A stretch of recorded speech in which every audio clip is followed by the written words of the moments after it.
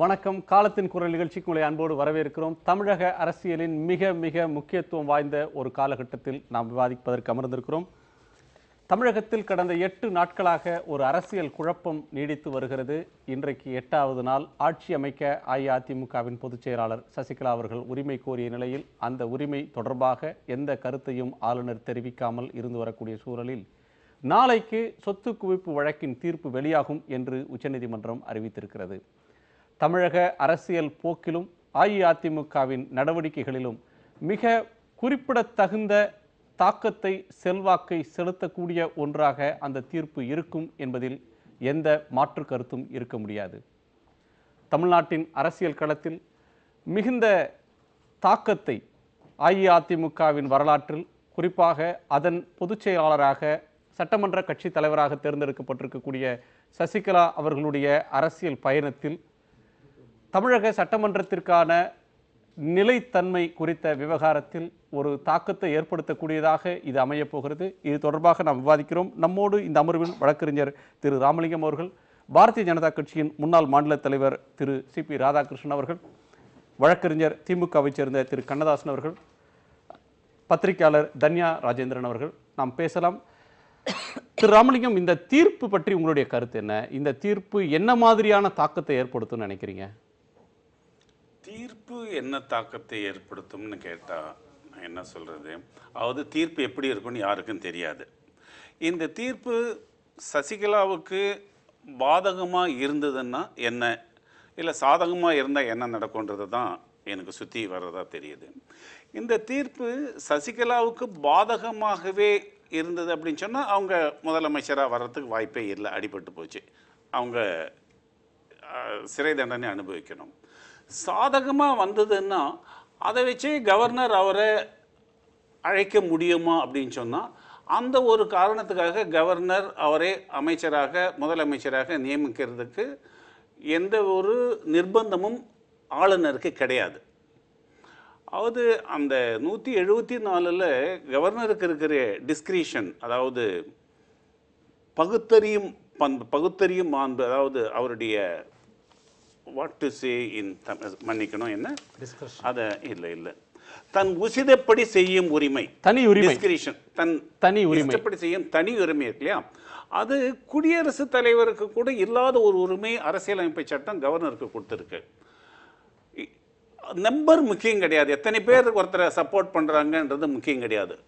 ஆளுநர் நினைத்தா அதை விட எண்ணிக்கையில் குறைவான ஒருத்தரை கூட நியமித்து முதலமைச்சராக்கிட்டு நீங்களுடைய மெஜாரிட்டியை ஃப்ளோர் ஆஃப் தி அசம்பிளியில் ப்ரூவ் பண்ணுங்கன்னு சொல்ல முடியும். It is not the number, it is only purpose which counts. So இவரை முதலமைச்சராக நியமிக்கிறதுக்கு நியமிக்காமல் இருப்பதற்கு வேற ஏதாவது காரணங்கள் ஆளுநருக்கு இருக்குமானால் அந்த ஆளுநருடைய டிஸ்கிரிஷனை எந்த கோர்ட்டும் கொஸ்டின் பண்ண முடியாது. முதல்ல இதில் நம்ம தெளிவாக இருந்துக்கணும். The discretion of the governor in appointing the chief minister is absolute and it is not it cannot be questioned in a court of law. ஆனால் எவ்வளவு நாள், ரெண்டாவது அதாவது ஒரு கால அட்டவணை, ஒரு கால கெடு இருக்குதா அப்படின்னு சொல்லிட்டு பார்த்தாலும் இத்தனாம் தேதிக்குள்ள உடனே ஒரு முதலமைச்சரை இவர் நியமிக்கணும் அப்படின்ற கால கெடுவும் கிடையாது. இங்கே ஏற்கனவே ஒரு மக்களால் தேர்ந்தெடுக்கப்பட்ட எம்எல்ஏ இருக்காங்க, அவங்களால தேர்ந்தெடுக்கப்பட்ட ஒரு அமைச்சரவை இருந்துக்கிட்டே இருக்கு. அந்த அமைச்சர் ராஜினாமா தான் பண்ணியிருக்கார ஒழிய அவர் மெஜாரிட்டியின் மக்களோட பெரும்பான்மையை இழந்துட்ட மைனாரிட்டி இல்லை. அவருடைய ராஜினாமா கடிதம் ஏற்கப்பட்டு இருக்குது, அவ்வளோதான். அவர் மெஜாரிட்டியை தான் கமாண்ட் பண்ணிக்கிட்டு இருந்தார். இப்போ அந்த இவங்க நம்பர் வச்சு கேட்டாங்க அப்படின்னு சொன்னால் அந்த நம்பர் வந்துட்டு ஆளுநர் இஸ் நாட் பவுண்ட் டு. அதை விட மைனாரிட்டியாக இருக்கிற ஒரு இந்த அம்மாவையும் கூப்பிடலாம், இல்லை இதை விட குறைந்த எண்ணிக்கையில் உள்ள ஒரு தலைவரையும் கூப்பிடலாம். எதிர்கட்சி தலைவர் திரு ஸ்டாலினை கூப்பிட அமைச்சரவை அமைக்க சொல்லலாம். ஈவன் பன்னீர்செல்வத்தை கூட வச்சுட்டு அமைக்க சொல்லலாம்.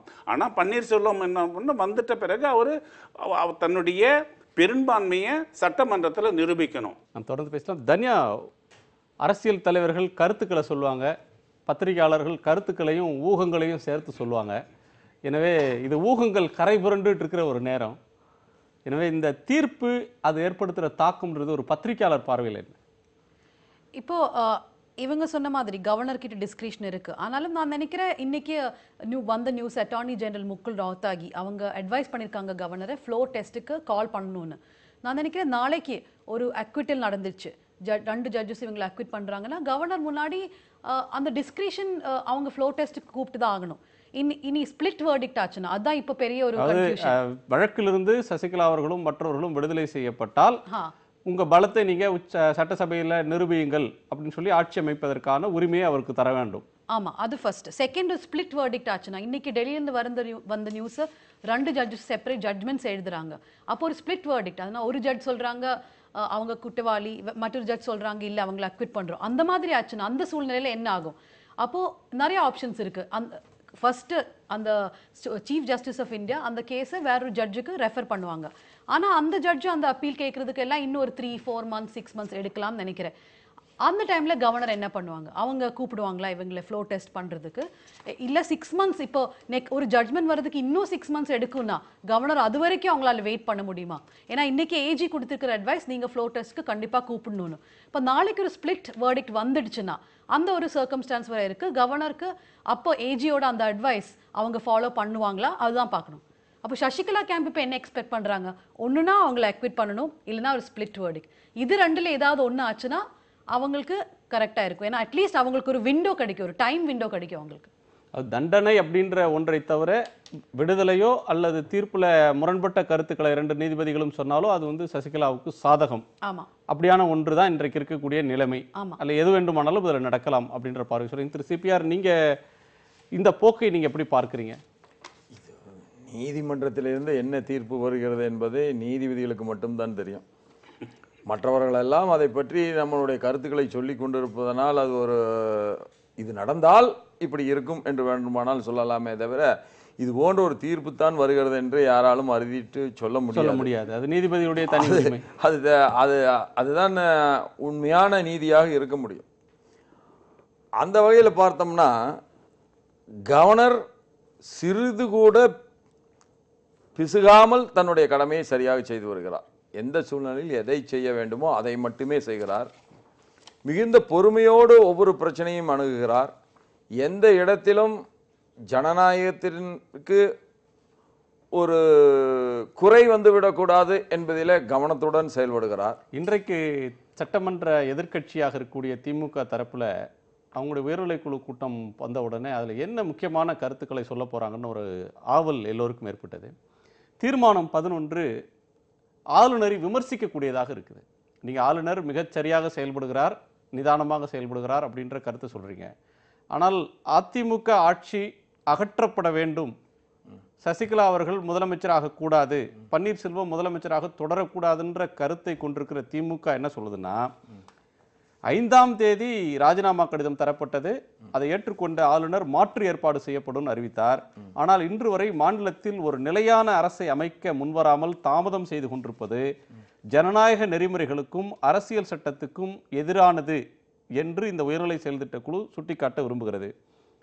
அரசாங்கம் 9 மாதமாக முடங்கிவிட்டது. இந்த சூழலில் நிலையான அரசு அமைக்க மாற்று ஏற்பாடுகள் செய்ய முடியாமல் மத்திய பாரதிய ஜனதா கட்சி அரசின் கெடுபிடி தந்திரத்தில் தமிழக ஆளுநரும் அகப்பட்டு கொண்டிருக்கிறாரோ என்ற சந்தேகம் மக்கள் மனதில் எழுந்திருக்கிறது திமுக சொல்கிறது.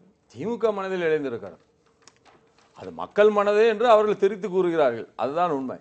ஒரு ஆளுநருக்கு, ஒரு நடுநிலையான ஆளுநருக்கு வேற என்ன வாய்ப்பு இருக்க முடியும்? நீங்களே சொல்லுங்களேன். நீங்க நெறியாளர். ஒரு நடுநிலையான கவர்னருக்கு இதுவரையிலும் ஆளுநர் எந்த கருத்தையுமே ஒரு அரசு எந்த கருத்தை சொல்ல முடியும்? ஒரு அரசியல் கட்சி வெற்றி பெற்று மெஜாரிட்டியை பெரும்பான்மை பெறுகிறார்கள், அதனுடைய தலைவர் இறந்து விடுகிறார், உடனே மீண்டும் அவர்கள் கூடுகிறார்கள், கூடி இன்னொருவரை அவர் தலைவராக தேர்ந்தெடுக்கிறார்கள், தேர்ந்தெடுக்கப்பட்ட உடனேயே பதவி பிரமாணத்தை செய்து வைக்கிறார். பிறகு 2 மாதம் போகிறது, மீண்டும் அதே கட்சி கூடுகிறது, அவர் ராஜினாமா செய்கிறார்.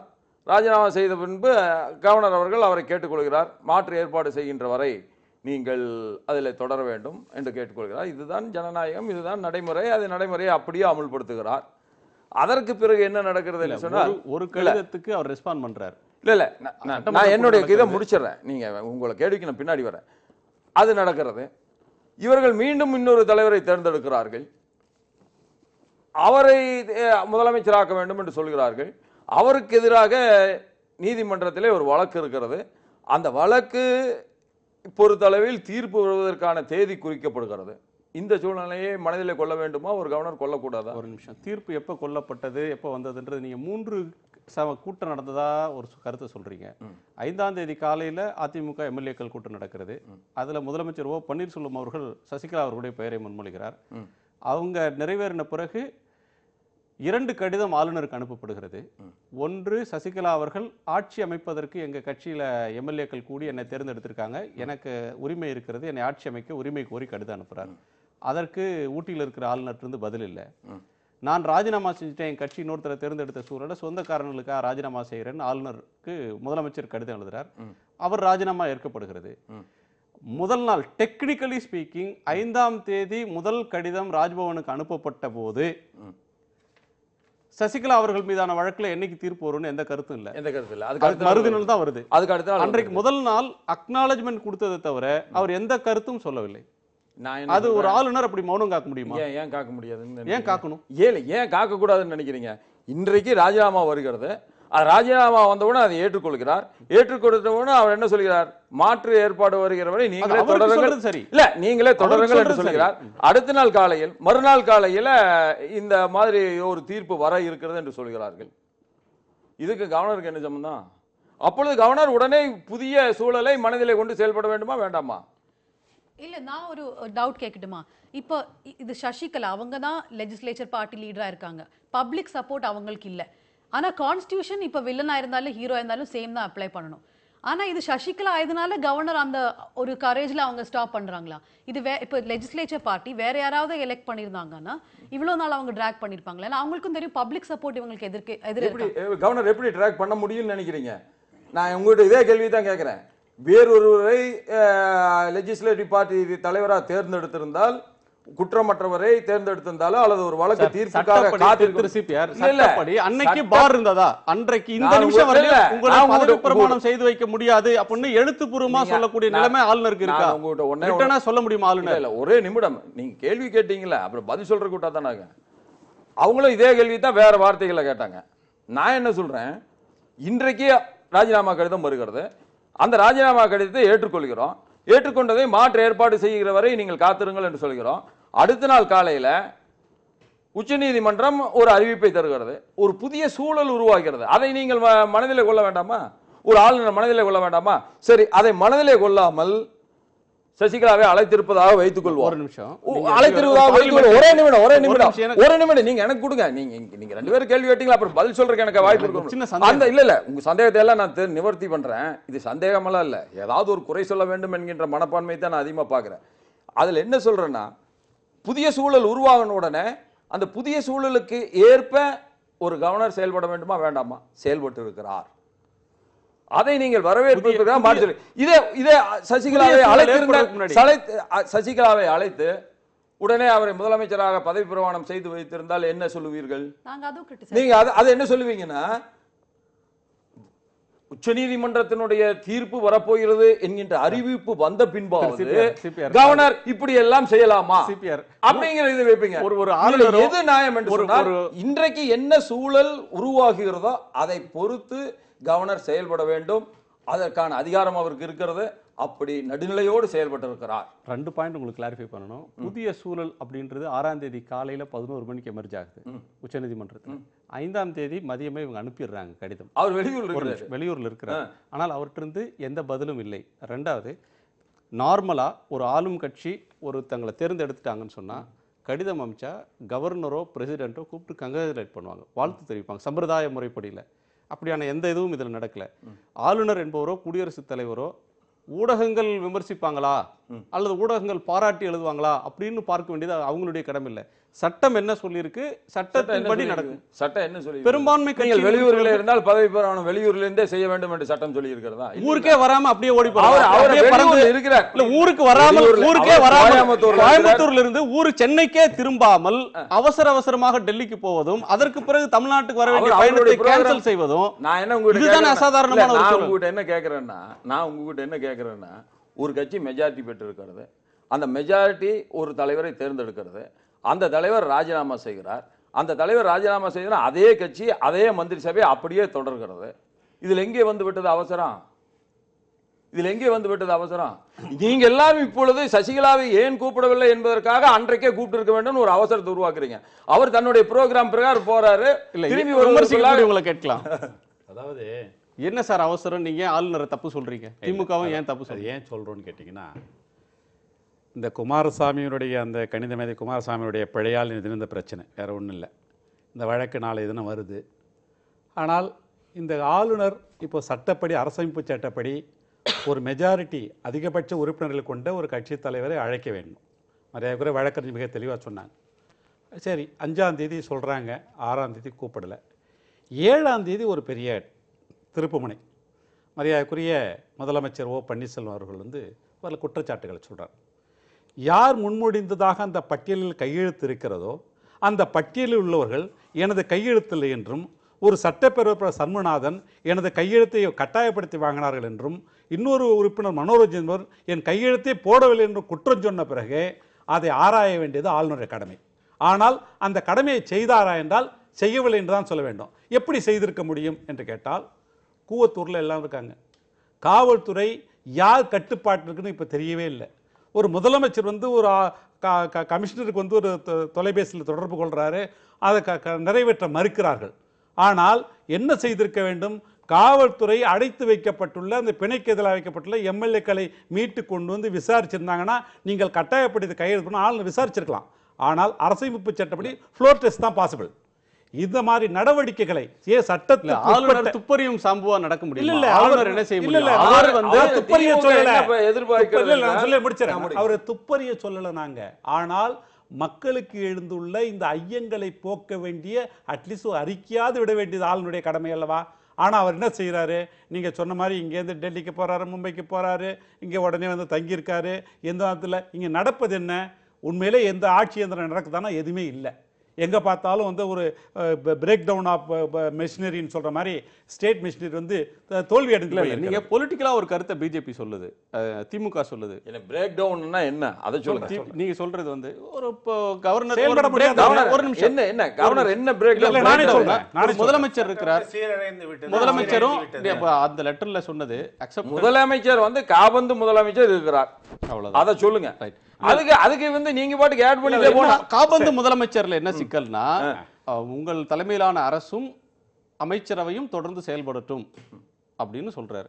அமைச்சரவை அவரோட இல்ல, அமைச்சரவை கூவத்தூர்ல இருக்கு, முதலமைச்சர் தென்பெண்ணையில இருக்கிறார். இதுல எங்க இதுல நிர்வாகம் எப்படி நடக்கும்? இந்த மாதிரி சூழ்நிலை ஒரு கவர்னர் என்ன பண்ணணும்? ஐயா கேட்டது கவர்னர் என்ன பண்ணணும் நினைக்கிறீங்க? விரைந்து யார் வைக்கணும்? தீர்ப்புக்காக காத்து கொண்டு இருக்கிறார்கள், அவரை அழைக்க வேண்டும். தேர்வு நடக்குமா நடக்காதா? தீர்ப்புக்காக காத்து கொண்டிருக்கின்ற ஒருவரை அழைக்க வேண்டும் என்று சொல்லுகிறீர்களா? அழைத்து விட்டால் நாளைக்கு தீர்ப்பு குற்றவாளி என்று சொல்லிவிட்டால் ஒரு நிமிஷம் எனக்கு ஒரு கேள்வி. ஒரு நாள் காத்திருக்க, ஒரு நிமிஷம் 10 நாள் கூட காத்திருக்கலாம். அதாவது ஜெயலலிதா அவர்கள் வழக்கு, ஜெயலலிதா அவர்கள் கடந்த ஆண்டில் பதவி பிரமாணம் ஏற்றுக்கொண்ட போதும் இந்த வழக்கினுடைய தீர்ப்பு விசாரணை நடந்து கொண்டிருந்தது. உச்சநீதிமன்றத்தில் வந்து உயர்நீதிமன்றத்தின் தீர்ப்பு தான் இருந்தது. உச்சநீதிமன்றத்தில் தேதி குறிப்பிடவில்லையே தவிர அந்த தீர்ப்பு ஒன்று இருக்கிறது அப்படின்றது இருந்தது. ஆனால் இன்றைக்கு தேதின்றது ஒன்று வந்தது, ஒரு புதிய சூழல். ஆனால் இந்த காரணத்திற்காக உங்களை நான் அழைக்க முடியாது சொல்ல முடியும். நீங்க உங்களுடைய எம்எல்ஏக்களை கூட்டி நீங்க தீர்மானம் போட்டு கொண்டு வந்திருக்கீங்க. உங்கள் மீது இந்த வழக்கு இருக்கிறது, இந்த தீர்ப்பு நிலுவையில் இருக்கிறது. எனவே மாற்று ஏற்பாட்டை நீங்களே செஞ்சுட்டு வாங்க. உங்களுக்கு நான் பதவி பிரமாணம் பண்ணி வைக்க முடியாது. உங்க கட்சியில் இன்னொருத்தரை தேர்ந்தெடுத்துட்டு வாங்க அப்படின்னு சொல்ல முடிஞ்சது ஆளுநரால? அவர் சொன்னாரா? நான் என்ன சொல்ல, அவர் இல்ல, அவர் என்ன சொல்றாரு, அவர் என்ன பண்ணலாங்கிறத அவர் பண்ணிட்டு இருக்காரு. மக்களுக்கு தெரியல. ஆளுநருக்கு என்ற அதிகாரம், ஆளுநருக்குன்னு என்ன அதிகாரம் இருக்கிறதோ அந்த அதிகார வரம்புக்குள்ளாக அவர் செயல்படுகிறார். நீங்க அதான் ஆளுநருக்கு என்ன அதிகாரம்? அவர் ஒரு புதிய சூழல் உருவாகி இருக்கிற போது தன்னுடைய சிறப்பு அதிகாரத்தை பயன்படுத்தி அந்த புதிய சூழலை முழுமையாக புரிந்து கொண்டு அதற்கேற்ப நடக்க வேண்டும். அதுதான் அப்படி நடந்துக்கிட்டு. இப்போ என்ன ஐயா வந்து என்ன பிரேக் டவுன்லாம் கேட்டாங்க. இப்போ பட்ஜெட் போடணும் அடுத்த மாதம். இரண்டாவதாக நீட் தேர்வு சம்பந்தமான ஒரு சட்டப்பேரவையில் முன்வழிவு கொண்டு வரப்பட்டிருக்கிறது. அதை வந்து அங்கே கையொப்பம் ஆகணும் ஆளுநர் குடியரசுத் தலைவர்கிட்ட. ஆனால் இங்கே இருக்கிறது இடைக்கால சர்க்கார். இந்த இடைக்கால அமைச்சரை வந்து அது முடியுமா? ஒரு பாலிசி டிசிஷன் எடுக்க முடியுமா? இதைத்தான் நாங்க சொல்றோம். இதை நீட்டிக்க கூடாது. கேபினெட் கூடுனா தான் சார் பாலிசி தீர்மானத்திலே சொல்லி இருக்கலாம்ல. இவங்க இந்த தீர்மானத்திலே அனைத்து இந்திய அதிமுக தான் மெஜாரிட்டி இருக்குது. அந்த மெஜாரிட்டி சசிகலாவை தான் தேர்ந்தெடுத்திருக்கிறாங்க. ஆகவே அதை ஆளுநர் அவர்கள் சசிகலாவை அழைக்க வேண்டும் என்று தீர்மானம் திமுக போட்டிருந்ததுன்னா இவங்க இந்த ஆர்குமெண்ட் எல்லாம் கரெக்ட். இவங்க அந்த ஆர்குமெண்ட் எல்லாம் கரெக்ட். எதுக்காக இந்த தீர்மானம்? அரசமைப்பு சட்டப்படி போட வேண்டியதானே? சசிகலாவை அழைக்க வேண்டும் என்று போட வேண்டியதானே? இவ்வளவு தெளிவாக பேசுகிறீர்கள், இவ்வளவு தெளிவாக தீர்மானம் போடுகிறீர்கள். ஆளுநருக்கு கூட புரியும்படியான ஒரு தீர்மானம் சொல்றேன். நான் வந்து மிக தெளிவாக அறிக்கையை ஐயா அவங்க படிச்சு பார்க்கணும். அரசமைப்பு சட்டப்படி நடக்கணும்னு சொல்லியிருக்கோம். ஒருவேளை ஆளுநருக்கு அரசமைப்பு சட்டம் தெரியலையோ என்னன்னு தெரியல. ஏன்னு ஆளுநர் எப்படி விமர்சிக்க கூடாது? இல்ல நான் கேளுங்க. ஆளுநருடைய முடிவே கோர்ட் தப்பான முடிவு. ஆளுநர் வந்து அரசமைப்பு மேற்பட்டவர் கிடையாது. யாருமே மேற்பட்டவர் கிடையாது. நியாயம் இருக்க வேண்டும் என்றுதான் ஆளுநர் எடுத்த முடிவை உத்தரகாண்ட்லயும் மற்ற இடங்கள்லயும் ஆளுநர் மாளிகை பல இடங்கள்ல அரசியல் விளையாட்டுக்கு பயன்படுத்தப்பட்டிருக்கிறது அப்படின்னு உச்சநீதிமன்றம் சொல்லியிருக்கு. கொட்டி தலையில குட்டி சொல்லியிருக்கு. உங்கள் முடிவை மாற்றுவோம். சூழல் இங்க தமிழ்நாட்டினுடைய ராஜபவனில் வந்துவிடக் கூடாது என்பதிலே மிக தெளிவாக நம்முடைய கவர்னர் செயல்படுகிறார். அதை பாராட்டப்பட வேண்டிய ஒன்று. கண்ணதாசன் அரசியல் ரீதியா ஒரு கருத்தை சொல்லிருக்கீங்க. மாற்று ஏற்பாடுகள் செய்ய முடியாமல் மத்திய பிஜேபி அரசின் கெடுபிடி தந்திரத்தில் ஆளுநர் அகப்பட்டு கொண்டிருக்கிறாரா அப்படின்னு ஏன் கேள்வி எழுப்புறீங்க? பிஜேபி எங்க வந்து இதைத்தான் உத்தரகாண்டில் நடைபெற்றதாகட்டும் அருணாச்சல பிரதேசம் நடைபெற்றதாகட்டும் இவைகளெல்லாம் ஒரு முன்னோட்டமாக தமிழகத்தில் மத்திய பிஜேபி அரசு செயல்படுத்த முனைகிறதா என்ற ஒரு ஐயத்தின் அடிப்படையில் அந்த வெளிப்பாடு அது. இதில் பார்த்தீங்கன்னா இதில் மத்திய அரசும் பேசாமல் இருக்குது. ஒரு உள்துறை அமைச்சர்கிட்ட கேட்கறதா சொல்கிறாங்க, கடிதம் எழுதினா சொல்கிறாங்க. ஒரு ஆளுநர் தன் விருப்ப உரிமையுடன் முடிவெடுக்கக்கூடியவர் அங்கே வந்து ஆலோசனைகளை கேட்கிறார். இப்படி நீங்கள் சொல்கிறதுபடி இந்த வழக்கு வந்து ஒரு அடிப்படையான விஷயமே கிடையாதுன்றது எல்லாருக்குமே தெரியும். ஆனால் கூட ஒரு மாறலாக பார்க்கும்பொழுது அது மக்களால் ஏற்றுக்கொள்ளப்பட்ட ஒன்றாக இருக்கிறது. ஆனால் நாங்கள் சொல்வதெல்லாம் இவ்வாறு இந்த இம்பேசி இதை வந்து தொடரவிடக்கூடாது. இங்க ஒரு செயல்படக்கூடிய ஒரு அரசை கொண்டு வர வேண்டும். அதற்கான மாற்று ஏற்பாடுகளை அவங்க சரி. அந்த இம்பாஸ்க்கு வந்து நாளைக்கு வந்து விடை தெரிஞ்சிட போகிறது. நாளை வரக்கூடிய தீர்ப்பு வந்து இந்த மறுநாள் செய்ய வேண்டிய விமர்சனங்களை எல்லாம் இன்றைக்கே தேக்கத்தை உடைச்சிருக்காக ஒரு வாடிக்கை இல்ல. நான் ஒரு ஊகத்துக்கு கேட்கிறேன். அது ஒரு வாரம் பொறுத்துருங்கன்னு சொல்றதுக்கு பதிலா அந்த ஜட்ஜு ஒரு 2 மாசம் பொறுத்துருங்களேன் அப்படின்னு ஒரு வார்த்தை சொல்லியிருந்தாருன்னு வச்சுக்கோங்க. அப்போ 2 மாசமும் நீங்க பொறுத்துருப்பீங்களா? ஆளுநர் இந்த வழக்கை அடிப்படையாக வைத்து இந்த தாமதத்தை கொள்ளவில்லைன்னு சொல்ல வரேன். நான் வழக்கு மட்டுமே இந்த தாமதத்திற்கு காரணம் கிடையாது. ஆளுநர் நாம் கேள்வி ஏன் தாமதம் பண்ணி நம்ம கேட்க முடியாது. என்ன காரணம்? ஆளுநர் என்ன சொல்லியிருக்காரு? என்ன காரணம் சொல்லியிருக்காரு? நீங்க எப்படி சொல்ல முடியும்? ஆளுநர் என்ன காரணம் சொல்லியிருக்காரு? வழக்கு காரணம் இல்லைன்னா என்ன காரணம் சொல்லியிருக்காரு? சம்பந்தமான விசாரணைகளையும் இது சம்பந்தமான சட்டப்பூர்வமான அறிவையும் பெறுவதற்காக சட்ட நிபுணர்களை கலந்து ஆலோசித்துக் கொண்டிருக்கிறார்னு சொல்லுவாரு. ஆளுநர்கிட்ட நீங்க பேட்டி கேட்க முடியுமா? ஏன் நீங்க டிலே பண்றீங்க, அவங்களே அழைக்கலன்னு சொல்லி நீங்க கேட்கவே முடியாது. நான் இந்த வேலையை செஞ்சுட்டு இருக்கேன் அவர் சொன்னா நீங்க ஏத்துக்கொண்டு தான் ஆகுவேன். நீங்க ஆட்சி அமைக்கிறதுக்கு ஒரு கட்சிக்கு ஓட்டு போடுறோம், சட்டமன்ற உறுப்பினர்களுக்கு தான் ஓட்டு போடுறோம். ஆமா, சட்டமன்ற உறுப்பினர்கள் தான் அந்த கட்சியினுடைய சட்டமன்ற தலைவரை தேர்ந்தெடுக்கிறாங்க. எம்பிக்கள் நம்ம நேரடியா பிரதமருக்கு ஓட்டு போடுறது இல்ல. இது நம்ம ஏற்றுக்கொண்ட ஜனநாயக நம்ம சட்டம் சொல்லக்கூடிய வழிமுறை. இதுல ஆளுநருக்கு டிஸ்கிரிஷன் இருக்குன்றதுக்காக ஆளுநர் 6 மாசத்துக்கு முடிவு எடுக்காம இருக்க முடியுமா? டிஸ்கிரிஷன் இருக்கு. ஆனால் அதுக்கு வந்து கேள்வி கேட்கிற உரிமை மக்களுக்கு இருக்கதான் செய்யும். இல்ல ஊடகங்களுக்கு இருக்கதான் செய்யும். நீங்க டிஸ்கிரிஷன்ன்ற பேர்ல 6 மாசம் முடிவு எடுக்காம இருக்க முடியுமா? சசிகலா வரக்கூடாதுன்றதுனால தான் ஆளுநர் இந்த முடிவு எடுக்கிறார். உச்ச நீதிமன்றம் தெளிவாக இந்த வாரத்தில் தீர்ப்பு வரும் என்று சொல்லிவிட்டது. இன்றைக்கு தேதியையும் சொல்லிவிட்டார்கள். இது போன்ற ஒரு புதிய சூழல் உருவாகி இருக்கிறது என்பதையே நீங்கள் ஒத்துக்கொள்ள மறுக்கிற விதமாக உங்களுடைய நெறியாளர் பணியை நீங்க செய்யறீங்க. அது எப்படி கவர்னர் நீங்க குறை சொல்ல முடியும்? புதிய சூழல் உருவாகி இருந்தால் அந்த புதிய சூழலுக்கு ஏற்ப கவர்னர் செயல்படுவதுதான் சரி. ஒரு நிமிஷம். 5ஆம் தேதி காலையில ஒரு புதிய சூழல், எம்எல்ஏக்கள் கூடி சசிகலாவை தேர்ந்தெடுக்கிறாங்க. 6ஆம் தேதி காலையில ஒரு புதிய சூழல், உச்சநீதிமன்றம் ஒரு வாரத்துல தீர்ப்புங்குது. 7ஆம் தேதி மாலை மெரினால ஒரு மனசாட்சி உந்துதல்ல நிர்பந்தம்னு பன்னீர்செல்வம் அவர்கள் புகார் சொல்றாங்க. இந்த 3 புதிய திருப்பங்கள், புதிய சூழல்கள் அப்படின்றது வந்து 5ஆம் தேதி, ஆனா 7ஆம் தேதி நடக்கிறத 5ஆம் தேதியே நம்ம கவர்னர் முடிவு பண்ணிடுறாரு. எப்படி 7ஆம் தேதி நடக்கிற இந்த புதிய சூழலை 6ஆம் தேதி காலைல நடக்கிற புதிய சூழலுக்கு 5ஆம் தேதியே அவர் முடிவு பண்ணிடுறாரு. நீங்க அங்கதான் தவறு பண்றீங்க. அவர் வெளியூர்ல இருக்கிறாரு. அவர் வெளியூர்ல இருக்கும்போது இவங்க ராஜினாமா கடிதம் போகுது. அவர் அதே கட்சியை சார்ந்தவர். அவருக்கு எப்படி தெரியும் இந்த கட்சிக்குள்ள இவ்வளவு குழப்பம் வரப்போகுதுன்னு? அவர் வந்து தெளிவா என்ன சொல்றாரு, உங்களுடைய ராஜினாமா கடிதம் ஏற்கப்பட்டு விட்டது, நீங்கள் தொடர்ந்து முதல்வராக நீடிக்க வேண்டும், மாற்று ஏற்பாடு, அதை சொல்றார். அதை சொல்லிட்டு அவர் வந்து ஏற்கனவே தன்னுடைய ப்ரோக்ராம் பிரகாரம் டெல்லியில் இருக்கக்கூடிய ஒரு திருமணத்திற்கு செல்கிறார். இதுதான் நடந்தது. அதற்குள்ளாக இத்தனை மாற்றங்கள் வந்திருக்கும்னா இன்னொரு program இல்ல, இருந்தது. அதல்ல. இல்ல, இல்ல. இந்த நீங்க program பாதி மெரினா கடற்கரை program, பாதி அது உண்மையை அதிமுக சொல்றீங்க. program. இல்ல, பாதி- அதுக்கு கவர்னருக்கு என்ன சம்பந்தம்? பாதி தகவலை சொல்றீங்க. இல்ல. அது டெல்லிக்கு பிறகு கோவையில பாரதியார் பல்கலைக்கழகத்துல ஒரு பட்டமளிப்பு விழாவுக்கு அவர் வர வேண்டி இருந்தது. அதுவும் அவரோட ப்ரோக்ராம். ஆனால் அதை கேன்சல் செஞ்சாங்க. நீங்க குறுக்கிட்டீங்க. ராமா. கோர்ட்ல நீ சொல்லிருக்கோம். வர ஒரு நிமிஷம். ஒரு மாநிலத்தில் ஆளுநர், அதாவது மாநிலத்தினுடைய நிர்வாகமே அவர் தலைமையில் தான் நடக்குதுன்னு அரசமைப்பு சட்டம் சொல்லுது. ஒரு அமைச்சரவை ஒரு ராஜினாமா ஒரு கோரிக்கையெல்லாம் வருது. நான் கல்யாணத்தை அட்டன் பண்ணேன், ரிசப்ஷன் அட்டன் பண்ணேன், எனக்கு ஐ ஹேட் அதர் கமிட்மெண்ட்டுன்னு சொல்கிறது அந்த பதவி, அந்த மனுஷன் அந்த பதவிக்கு இழுக்கு. இந்த ஒரு விஷயத்தில் we cannot excuse governor mister Vidyasagar Chowdary Rao. Vidyasagar. We cannot. Under no அப்படி circumstances இல்ல. he can excuse sir, that man. இல்ல சார், மூத்த வழக்கறிஞர் நீங்க இழுக்குன்னு நினைக்கக்கூடிய விஷயங்கள் அவருக்கு சரியானதா இருக்கலாம். No, சரியானதாகவே அல்ல. he ought to have come to the state. இல்ல. He should take அவருடைய நிர்வாகத்தை அவர் பார்த்து கொடுக்கணும் சார். இல்ல, அதுதான் இது சார். அந்த ஷெஃபர்ட் ஆடுகள்லாம் மந்தை எங்க இருக்குது தெரியல. இதுல இருக்கிறது என்னன்னா, நீங்க ஒண்ணு மறந்துட்டீங்க. ஒரு அசாதாரணமான சூழலே கிடையாது. ஒரு அசாதாரணமான சூழலே கிடையாது. தேர்ந்தெடுக்கப்பட்ட கட்சி, அதனுடைய தலைவர் ராஜினாமா செய்கிறார், அவர்கள் மாற்று ஏற்பாடு செய்கிறார். சட்டமன்ற உறுப்பினராக இல்லாதவங்க இந்த நாட்டுல வந்து பிரதமராகவோ ஜனாதிபதியாகவோ பிரதமராகவோ முதலமைச்சராகவோ பண்ணலையா? அதுதான் இப்ப சொல்ல வரேன் நான். இவங்க வந்து எங்களுக்கு ஆதரவு இருக்கக்கூடிய சட்டமன்ற உறுப்பினருடைய எண்ணிக்கை இது, அவருடைய கையொப்பம் இது, அவருடைய சம்மதம் இதுன்னு சொல்லி ஒரு பட்டியலை கொடுக்குறாங்க. ஆனா அவங்க கொடுத்திருக்கிற பட்டியல் 128 பேர். இன்னைக்கு 2 சட்டமன்ற உறுப்பினர்கள் காணவில்லை என்று சொல்லி ஆட்கொணர்வு மனு தாக்கல் செய்யப்பட்டு உயர்நீதிமன்றத்தில் விசாரணைக்கு வருகிறது. காஞ்சிபுரம் மாவட்ட காவல் கண்காணிப்பாளர் 119 பேர் தான் அங்க இருக்கிறாங்கன்னு சொல்லி அவர் ஒரு லிஸ்ட் கொடுக்குறாரு. அப்ப நீங்க கொடுத்த 128 பேருடைய அந்த லிஸ்ட் சரியா, அங்க இருப்பது 119 பேர் இருக்கக்கூடிய அந்த லிஸ்ட் சரியா?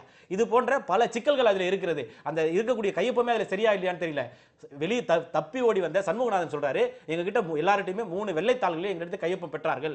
அந்த கையொப்பம் அந்த தாள்களையே இவங்க வந்து இன்னைக்கு வந்து அந்த சட்டமன்ற உறுப்பினர் கீதா நான் கைப்பட எழுதி கொடுத்திருக்கிறேன், நாங்க பாதுகாப்பா இருக்கிறோம் சொல்லி எழுதி கொடுத்திருக்காங்க. அந்த வெள்ளை தாளிலே இவங்க ஏன் பூர்த்தி செய்திருக்க முடியாது என்பது ஒரு ஐயமாக இருக்கும். இது போல பல சட்ட சிக்கல்கள் இருக்கிறது. ஃபெராகேஸ் பெண்டிங்.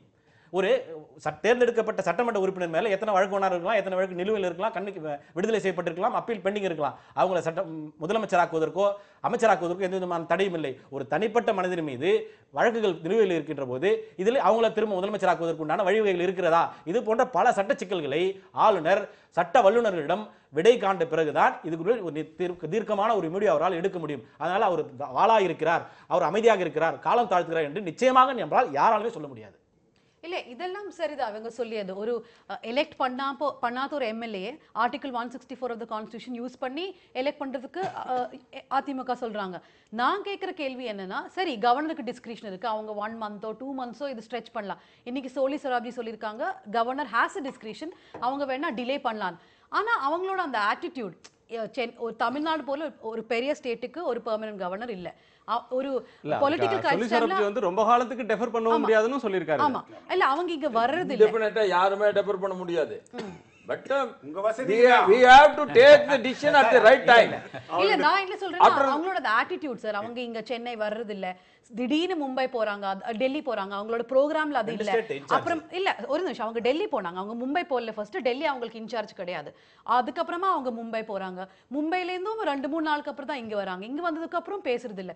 அந்த ஒரு ஆட்டிடியூட் தான் பிரச்சனை. அவங்களோட டிஸ்கிரிப்ஷன் எல்லாம் சரிதான். you are right. இதத்தான் நானும் சொல்றேன். கவர்னரை பொறுத்த அளவுக்கு அவர் இந்த பிரச்சனைகளை உன்னிப்பாக கவனித்துக் கொண்டு வருகிறார். நீங்க என்ன சொல்லணும்னு நினைக்கிறீங்க சொல்லுங்க. கவர்னர் என்ன இதுல என்ன விமர்சனம் பண்ண முடியும்? Governor sir no, what is the role of the governor? Duty செய்யலன்றத நாங்க கவர்னர் தன்னுடைய டியூட்டியை செஞ்சு கொண்டு இருக்கிறார், அமைதியா செஞ்சு கொண்டு இருக்கிறார். உங்களுக்கு என்ன இவங்க திமுக எதிர்பார்க்கிறது என்ன? அதை சொல்லுங்க.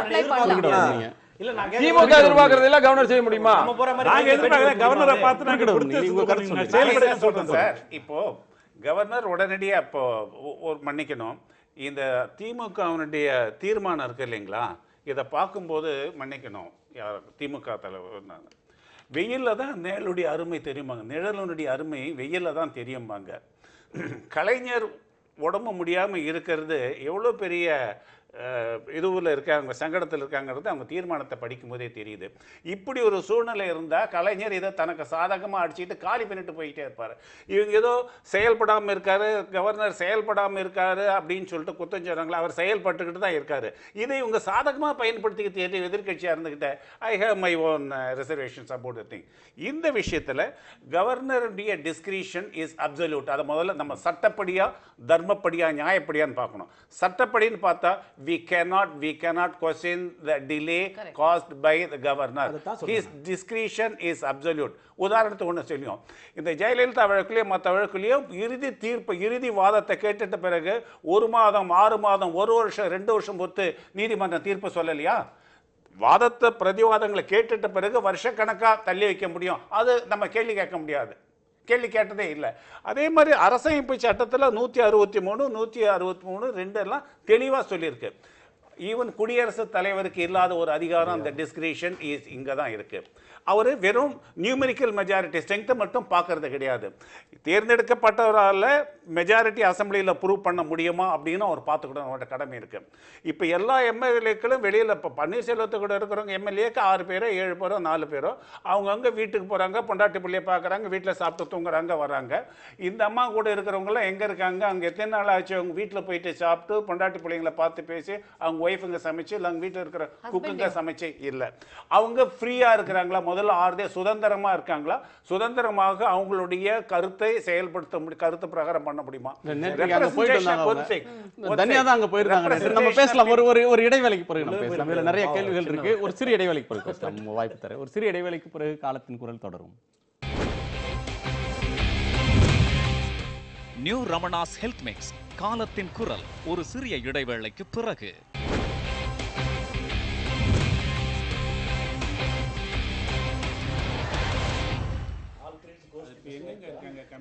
காலத்தின் குரல் தொடர்கிறது. நாளை நடக்கக்கூடிய, நாளை வெளியாகக்கூடிய தீர்ப்பு என்பது தமிழக அரசியலில் பாரதூரமான விளைவுகளை ஏற்படுத்தும். தமிழ்நாட்டின் அரசியல் எப்படிப்பட்ட பாதையில் போகிறது அப்படின்றத தீர்மானிக்கக்கூடிய அளவுக்கு வலிமையானதாக இருக்கக்கூடும் அப்படின்னு அரசியல் நோக்கர்கள் கருதக்கூடிய நேரத்தில் நம்ம பேசுகிறோம்.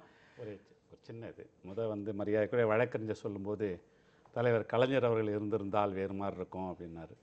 எங்களுக்கு அந்த மாதிரி தெரியல. தலைவர் கலைஞருடைய வழியிலே தான் மரியாதைக்குரிய தளபதி அவர்கள் நடைபெற்று வருகிறார். அதே அரசியலை தான் முன்னெடுத்து சென்று கூட நாங்கள் நினைக்கிறோம். இதில் இன்னொரு விஷயம் என்னென்னு பார்த்தீங்கன்னா, நேற்று தினம் பேசும்போது மரியாதைக்குரிய சசிகலா ஒரு கருத்தை சொல்கிறாங்க, நாங்கள் பார்க்காத ஜெயிலா அப்படின்னு.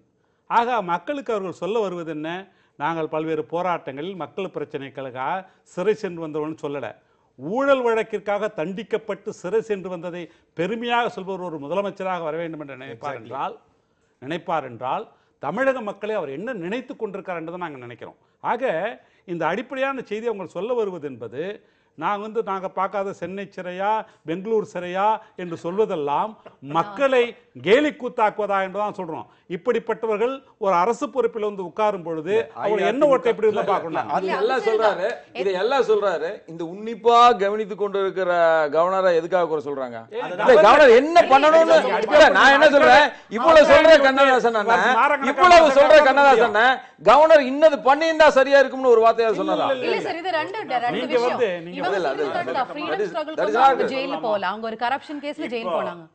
கவர்னர் ஏதாவது காலதாமதப்படுத்துறாருன்னு நீங்க சொன்னீங்கன்னா it is advantage to DMK.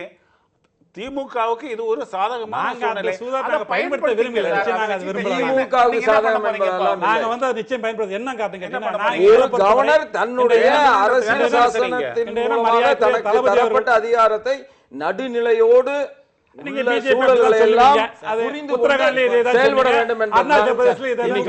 Panneerselvam ஆதரவு எம்எல்ஏவாக முன்னாள் எம்எல்ஏவாக இருக்கக்கூடிய திரு பாபு முருகவேலும் பிஜேபியும் நம்முடைய ஆளுநர் நீதியாக நடந்து கொண்டார் அப்படின்ற பார்வையை முன்வைக்கிறீங்க. இல்ல வழக்கறிஞரும் உண்மையாலுமே நீதியாக நடந்து கொண்டிருக்கிறார், அதனால அதை முன்வைக்கிறார். பிஜேபி கருத்தும் பன்னீர்செல்வம் அணியினுடைய கருத்தும் ஒரே மாதிரி. வழக்கறிஞர் கருத்தும் தர்மத்தின்படி கூட சரியாக நடந்து கொண்டிருக்கிறார். நாளைக்கு யார் தர்மத்தின் வாழ்வுதனை சூதுகவும் அது தர்மம் மீண்டும் வெல்லும் அப்படிங்கறத யார் சொல்ல போறாங்க? அது இரண்டு நீதிபதிகளுக்கு தான் தெரியுமே. நிறைய பேர் சொல்லிட்டாங்க சார். அந்த இது நிறைய பேர் சொல்லிட்டாங்க. அதனால அது அதிமுகவினுடைய நேரடி பிரதிநிதி இல்லாத நிலையில நம்ம அதை பற்றி அவங்களை டிஃபெண்ட் பண்றதுக்கான நபர்கள் இல்லாத சூழல்ல பேசுறது பொருத்தம் இல்ல. நான் ஒரு பொதுவான அரசியல் பார்வையிலிருந்து சில கேள்விகளை உங்கள்கிட்ட முன்வைக்கிறது அவசியம்னு நான் நினைக்கிறேன். இந்த தீர்ப்பு அப்படின்றது தமிழ்நாட்டு அரசியலில் என்ன மாதிரியான தாக்கத்தை ஏற்படுத்தும் அப்படின்றது தான் இன்றைக்கி இருக்கக்கூடிய முதல் கேள்வி. அடுத்து கவர்னருக்கு முன்னால் இருக்கக்கூடிய வாய்ப்புகள் அப்படின்றது என்ன? பன்னீர்செல்வம் ராஜினாமா செய்து விட்டார், சசிகலா அந்த கட்சியில் தேர்ந்தெடுக்கப்பட்டார். சசிகலா அவர்களுக்கு பதவி பிரமாணம் செய்து வைத்து அவரை வந்து சபையில் பெரும்பான்மை நிரூபிங்கன்னு சொல்கிறதா, அல்லது தீர்ப்பு ஒருவேளை பாதகமாக போகும் பட்சத்தில் அவருடைய பிரதிநிதிக்கு வாய்ப்பு தருவதா, அல்லது பன்னீர்செல்வம் அவர்களால் 117 எம்எல்ஏக்களுடைய ஆதரவோடு இந்த ஆட்சியை தொடரக்கூடிய சூழலில் அவர் இருக்கிறாரா, அல்லது ஜனாதிபதி ஆட்சியை நோக்கி தமிழ்நாடு போகிறதா? சார் இந்த கேஸை பொறுத்த வரைக்கும் 4 விஷயம் பார்க்கணும் சார். இதில் நான் அவரை இவங்கள்ட்ட கேட்டு வரேன். நீங்கள் ஒரு அரசியல் எதிர்நிலையை எடுத்துட்டீங்க, நீங்கள் என்ன கருத்தை சொல்வீங்கன்றது வழக்கறிஞராக சொல்கிறேன். நான் ஒரு வழக்கறிஞரை, கட்சி சார்பற்ற வழக்கறிஞரை கேட்டு வரேன். இன்னொரு அதிமுக வழக்கறிஞர்னா அவர் வந்து உங்க கருத்துக்கு மாற்று வழக்கறிஞர்கள் மாறுபட்ட கருத்தை சொல்லுவாங்க. இந்த வழக்கு எதை நோக்கி போகணும்னு நான் சொல்ல வரேன். நான் இந்த வழக்கில் 4 விஷயம் நடக்கும். இதில் ஒன்று அக்யூட்டல் ஆகலாம், இல்லை கன்விக்ஷன் ஆகலாம், இல்லை remand back to Bangalore court வரலாம், இல்லை சகோதரி சொன்ன மாதிரி ஸ்பிளிட் வெர்டிக்ட் வரலாம். ஸோ இதில் இந்த 4 விஷயம் இதில் நடக்கிறதுக்கு உண்டான வாய்ப்புகள் இருக்குது. அதனால் ஒரு நாளைக்கு ஒரு தீர்ப்பு வரணும், ஒரு 12 மணி நேரம் தான். 12 மணி நேரங்களுக்குள்ள என்ன விதமாக நடக்கிறதுக்கு உண்டான வாய்ப்பு இருக்குது. ஆனால் இந்த தீர்ப்பை பொறுத்த வரைக்கும் இவ்வளோ நாள் காலதாமதம் இருப்பது, சகோதரி சொன்ன மாதிரி 2 பேரும் 2 ஜட்ஜ்மெண்ட் எழுதுறாங்கன்ற மாதிரி சொன்னாங்க. அது நமக்கு எந்த அளவுக்கு உண்மை நமக்கு தெரியல. சப்போஸ் அப்படி இருக்கிற பட்சத்தில் நிச்சயமாக அதில் வந்து ஒரு ஸ்பிளிட் வெர்டிக்ட் தான் அதில் இருக்கிறதுக்கு உண்டான வாய்ப்பு இருக்குது. அப்படி இருக்கும்போது லார்ஜர் பெஞ்சுக்கு ரெஃபர் பண்ணுவாங்க. ஸோ லார்ஜர் பெஞ்சுக்கு ரெஃபர் பண்ணாங்கன்னா நீங்கள் அடுத்த கேள்வி கேட்பீங்க, அப்போ இன்னும் ஒரு 6 மாதம் தள்ளி போவோம், அப்போ அது வரைக்கும் சசிகலாவை கூப்பிட மாட்டாருன்னு சொல்ல. இதுவும் ஆளுநருடைய கையில் தான் இருக்குது. 8 மாதம் 9 மாதம் மாநிலத்திலே ஆளுநர் தாமதித்த வழக்கு வரலாறும் நம்ம இந்தியாவில் இருக்குது. தமிழ்நாட்டிலே இருக்கு 3 மாசம். உங்க கணிப்புப்படி ஒரு தீர்ப்பு, முரண்பட்ட தீர்ப்பு, 2 நீதிபதிகள் ஒத்துப்போகாத ஒரு தீர்ப்பு வந்தால், ஆமா, அதை காரணமாக காட்டி எந்த முடிவும் எடுக்காம ஆளுநர் அப்படியே கூட போகலாம். அது அவருடைய டிஸ்கிரிப்ஷன். ஆனால் இதே தலைவர் இருக்கணுமா சட்டமன்ற கட்சி தலைவராக, அல்லது இன்னொரு கட்சி தலைவர் இன்னொரு தலைவரை தேர்ந்தெடுத்துக் கொள்வதா அப்படின்றது அதிமுக அவங்க கட்சியோட. கவர்னர் முடிவு தவறு, ரிட்டனா எங்களுக்கு தரல, இதை காரணம் காட்டி முடிவெடுக்காம இருக்கிற தப்புன்னு சொல்லி உச்சநீதிமன்றத்தை நாடுவதும் அதிமுக முன்னாடி இருக்கிற இன்னொரு லீகல் ஆப்ஷன். சட்டத்தில் ஆப்ஷன் இருக்குது. உச்சநீதிமன்றத்தை கவர்னரை நடவடிக்கை எடுக்காமல் இருக்காரு அப்படின்னு சொல்லிட்டு சொன்னால், உச்சநீதிமன்றம் இன்னார ஒரு தனிப்பட்ட மெஜாரிட்டி உள்ள கட்சி தலைவரை அமைச்சர் பதவிக்கு நியமினேட் பண்ணுங்கன்னு அந்த உத்தரவு போட முடியாது. சுப்ரீம் கோர்ட்டுக்கு அந்த அதிகாரம் கிடையாது.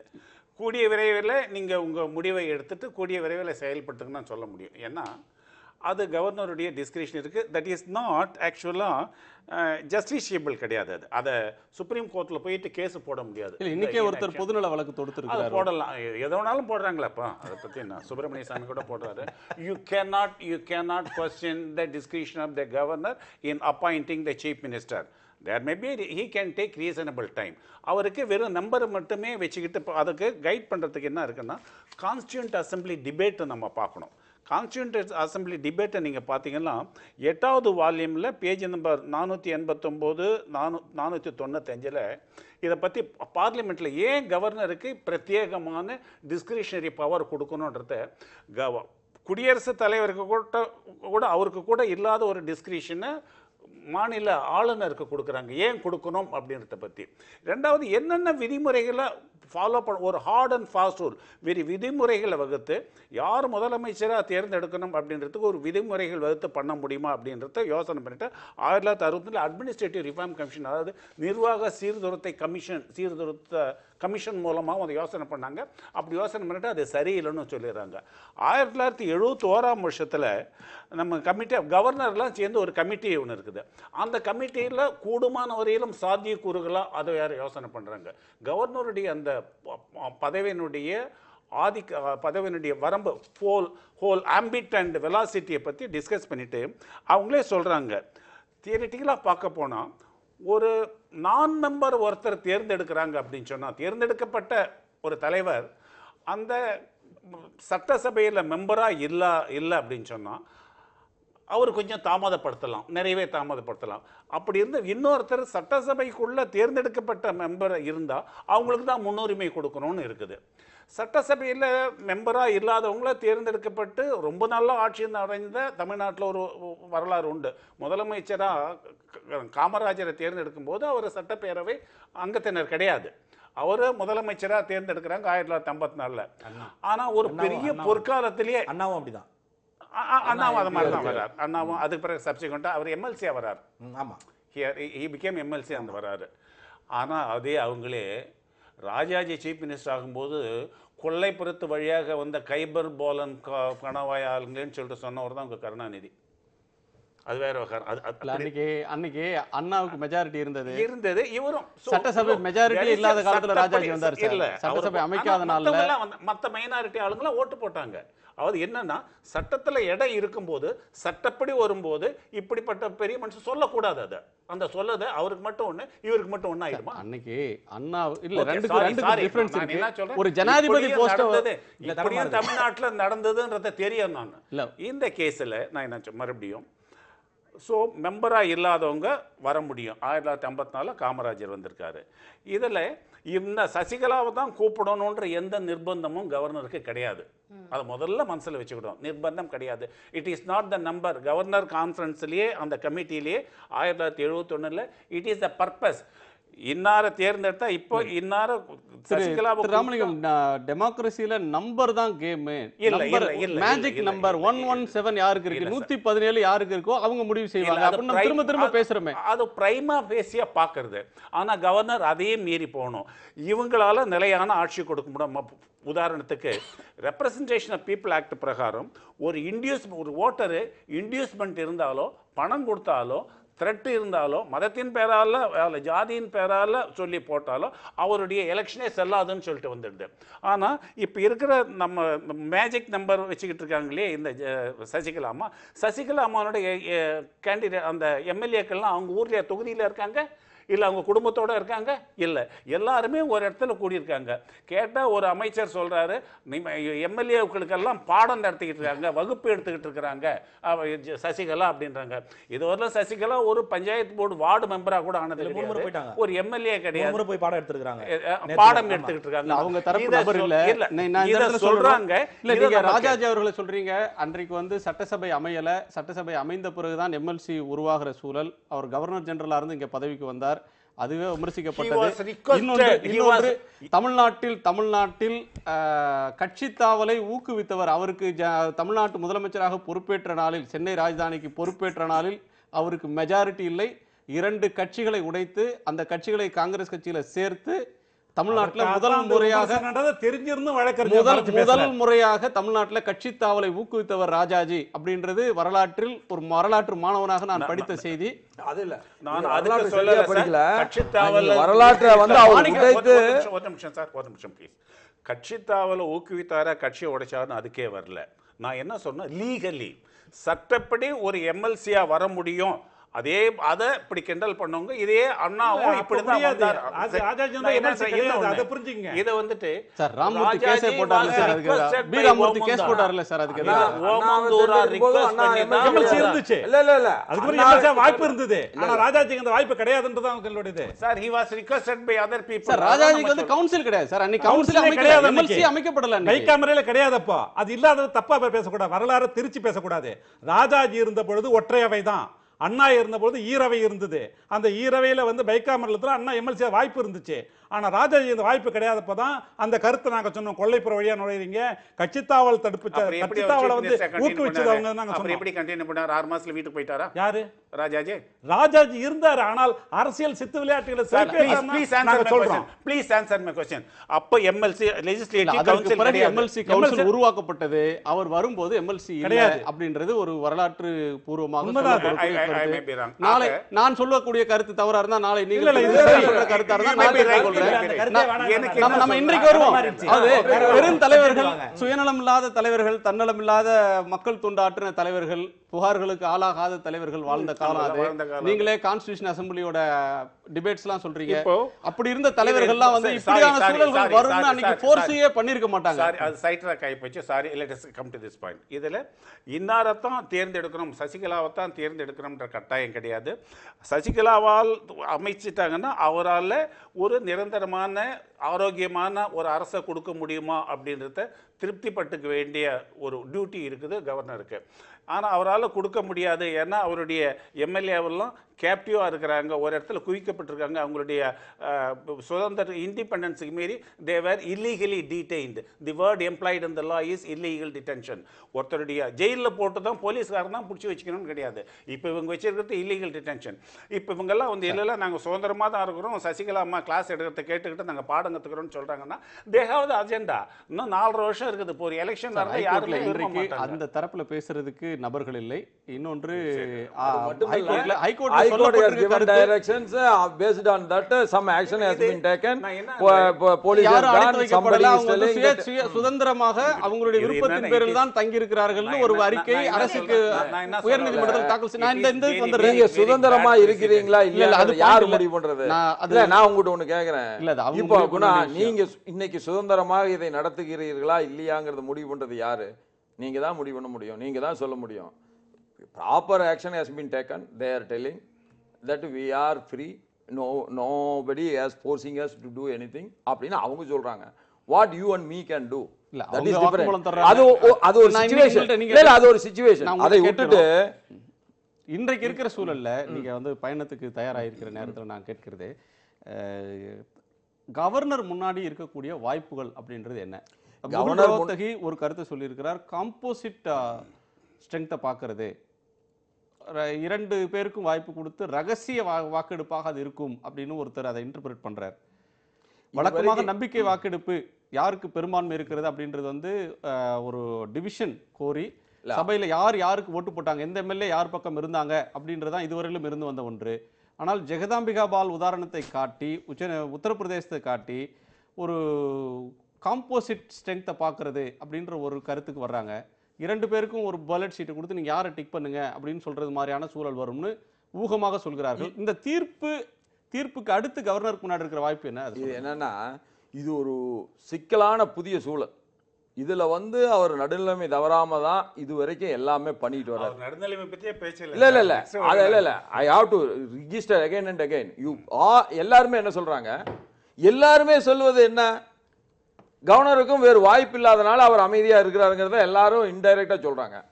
ஆனா எல்லாத்தையும் சொல்லிட்டு கடைசியில கவர்னர் அப்படி இருந்தார் அப்படின்னு முடிக்கிறாங்க. அவர் எப்படி இருந்தாரு? அவர் எப்படி இருந்தார்? எதுக்கு சொல்லணும்னு கேக்குறேன். எதுக்கு சொல்லணும்னு நினைக்கிறீங்க? கவர்னர் என்பவர் தான் உன்னிப்பாக சூழலை பற்றி முழுமையாக தெரிந்து கொள்ள வேண்டும். அதுல ஏதாவது அவர் மாற்று கருத்து கிடம் இருக்கிறதா? அவர் கவர்னர் மேல நான் சொல்றேன் அவங்க வச்சிருக்கிற சார்ஜ் நான் சொல்லி கவர்னர் இப்படி நடந்துக்கிறாரு. நீங்க அவங்களுக்காக வாதாடுறீங்களா நெறியாளரா இருக்கிறீங்களா? நான் என்ன சொல்றேன் ஆர்குமென்ட் அதுக்கு அவர் பதில் சொல்வார்ல. நான் என்ன சொல்றேன்? கவர்னர் பன்னீர்செல்வத்தை சந்திக்கிறார், கவர்னர் சசிகலாவை சந்திக்கிறார், கவர்னர் ஸ்டாலினை சந்திக்கிறார்.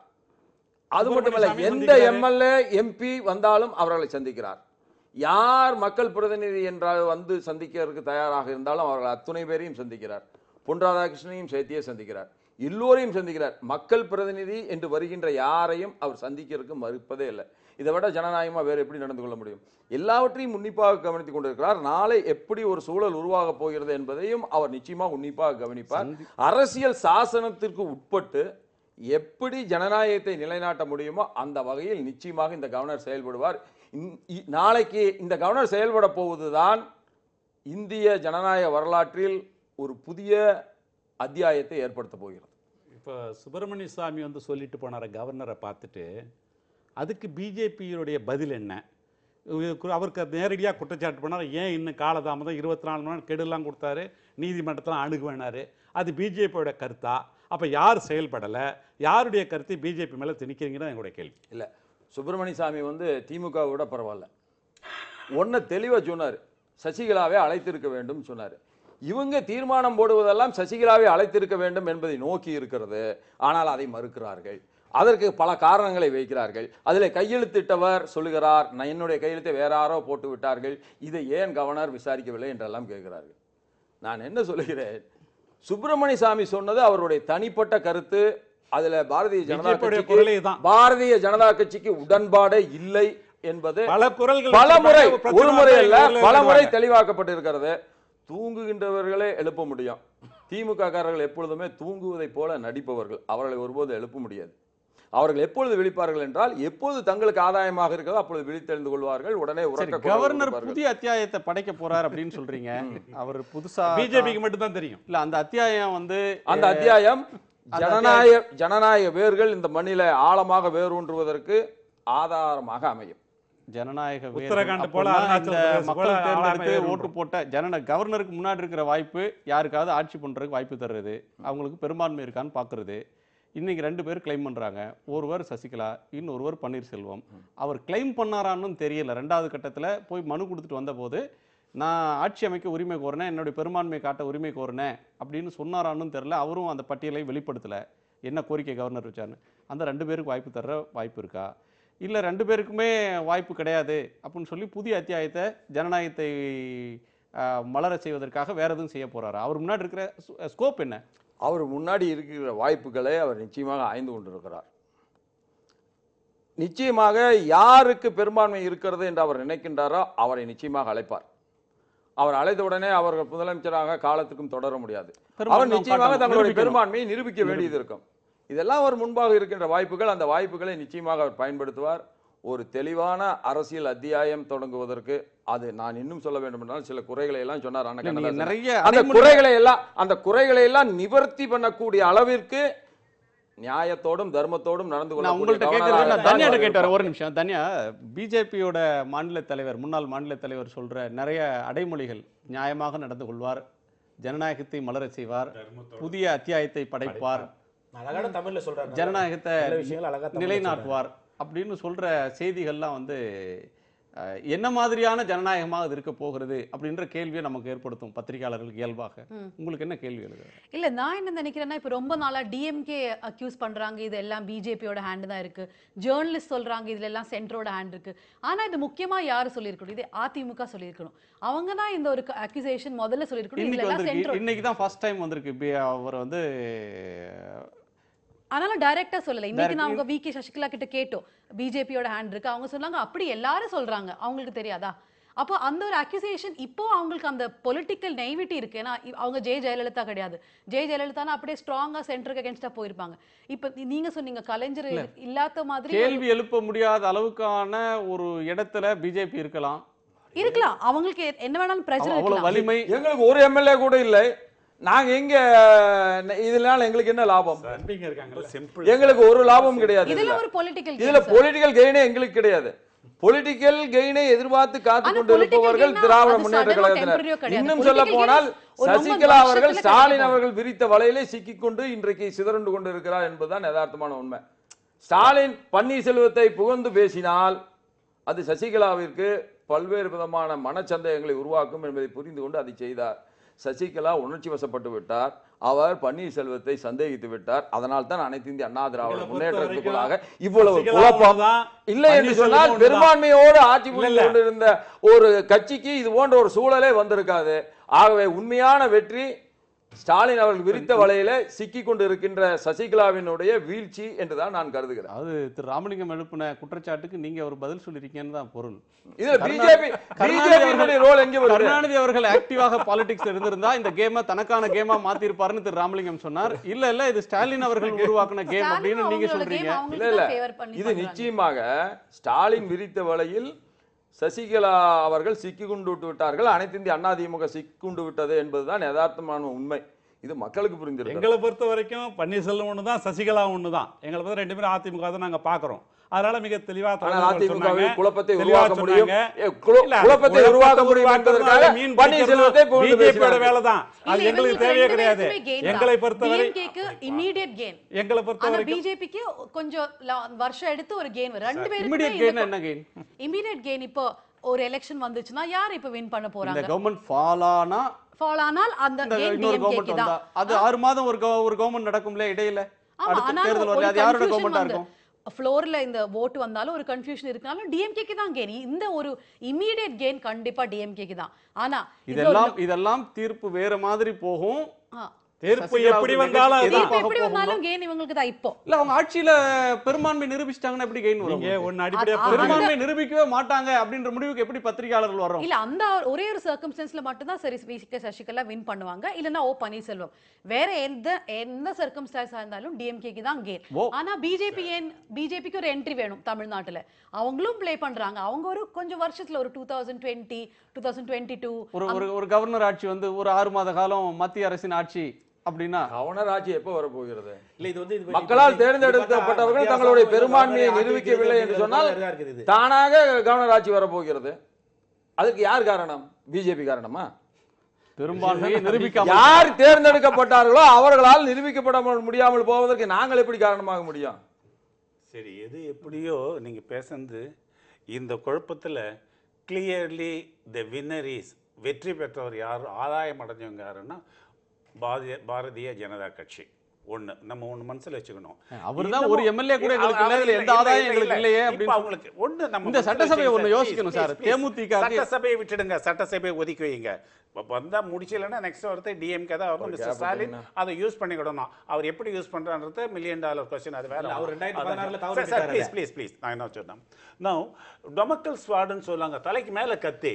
சேகர் ரெட்டின்னு ஒருத்தர் இருந்தாரு. அந்த சேகர் ரெட்டியே பிடிச்சிருக்காங்க. அவர் இன்னும் உள்ள இருக்காரு. உங்களுக்கு தெரியும் நம்ம வக்கீல் எல்லாம் கன்ஃபெஷன் ஸ்டேட்மெண்ட் ஒரு 27 ஒரு செக்ஷன் ஒரு ஸ்டேட்மெண்ட் கொடுத்தா சசிகலாவையும் இப்போ இருக்கிற சிஎஸ்சியும் மற்றவங்களையும் உள்ள அனுப்பிச்சு வைக்கிறதுக்கு ஒன்றும் பெரிய பிரமாதம் கிடையாது. ஏன் இவங்கிற ஒன்றும் போலீஸ் கஸ்டடி எடுத்துட்டு அவனுடைய ஸ்டேட்மெண்ட் எதுவும் விடலை. சீஃப் செக்ரட்டரியே உடனே அவன் வீட்டில் பூந்துட்டு அவன் பையன் வீட்டுக்கு பதிலாக சீஃப் செக்ரட்டரி வீட்டில் போந்தாங்க. அதை வச்சிருக்காங்க. அது என்ன ஆச்சு? உங்க கையில் ஆயுதம் இருக்கு. ரெண்டாவது எம்எல்ஏக்குள்ள மத்திய அரசு இந்த மாதிரி அதிகாரங்களை தவறா பயன்படுத்தும் பாரதிய ஜனதா இல்ல, மத்திய அரசு எல்லா கட்சியும் காங்கிரஸ் குற்றச்சாட்டு சொல்றீங்க. No assumption here.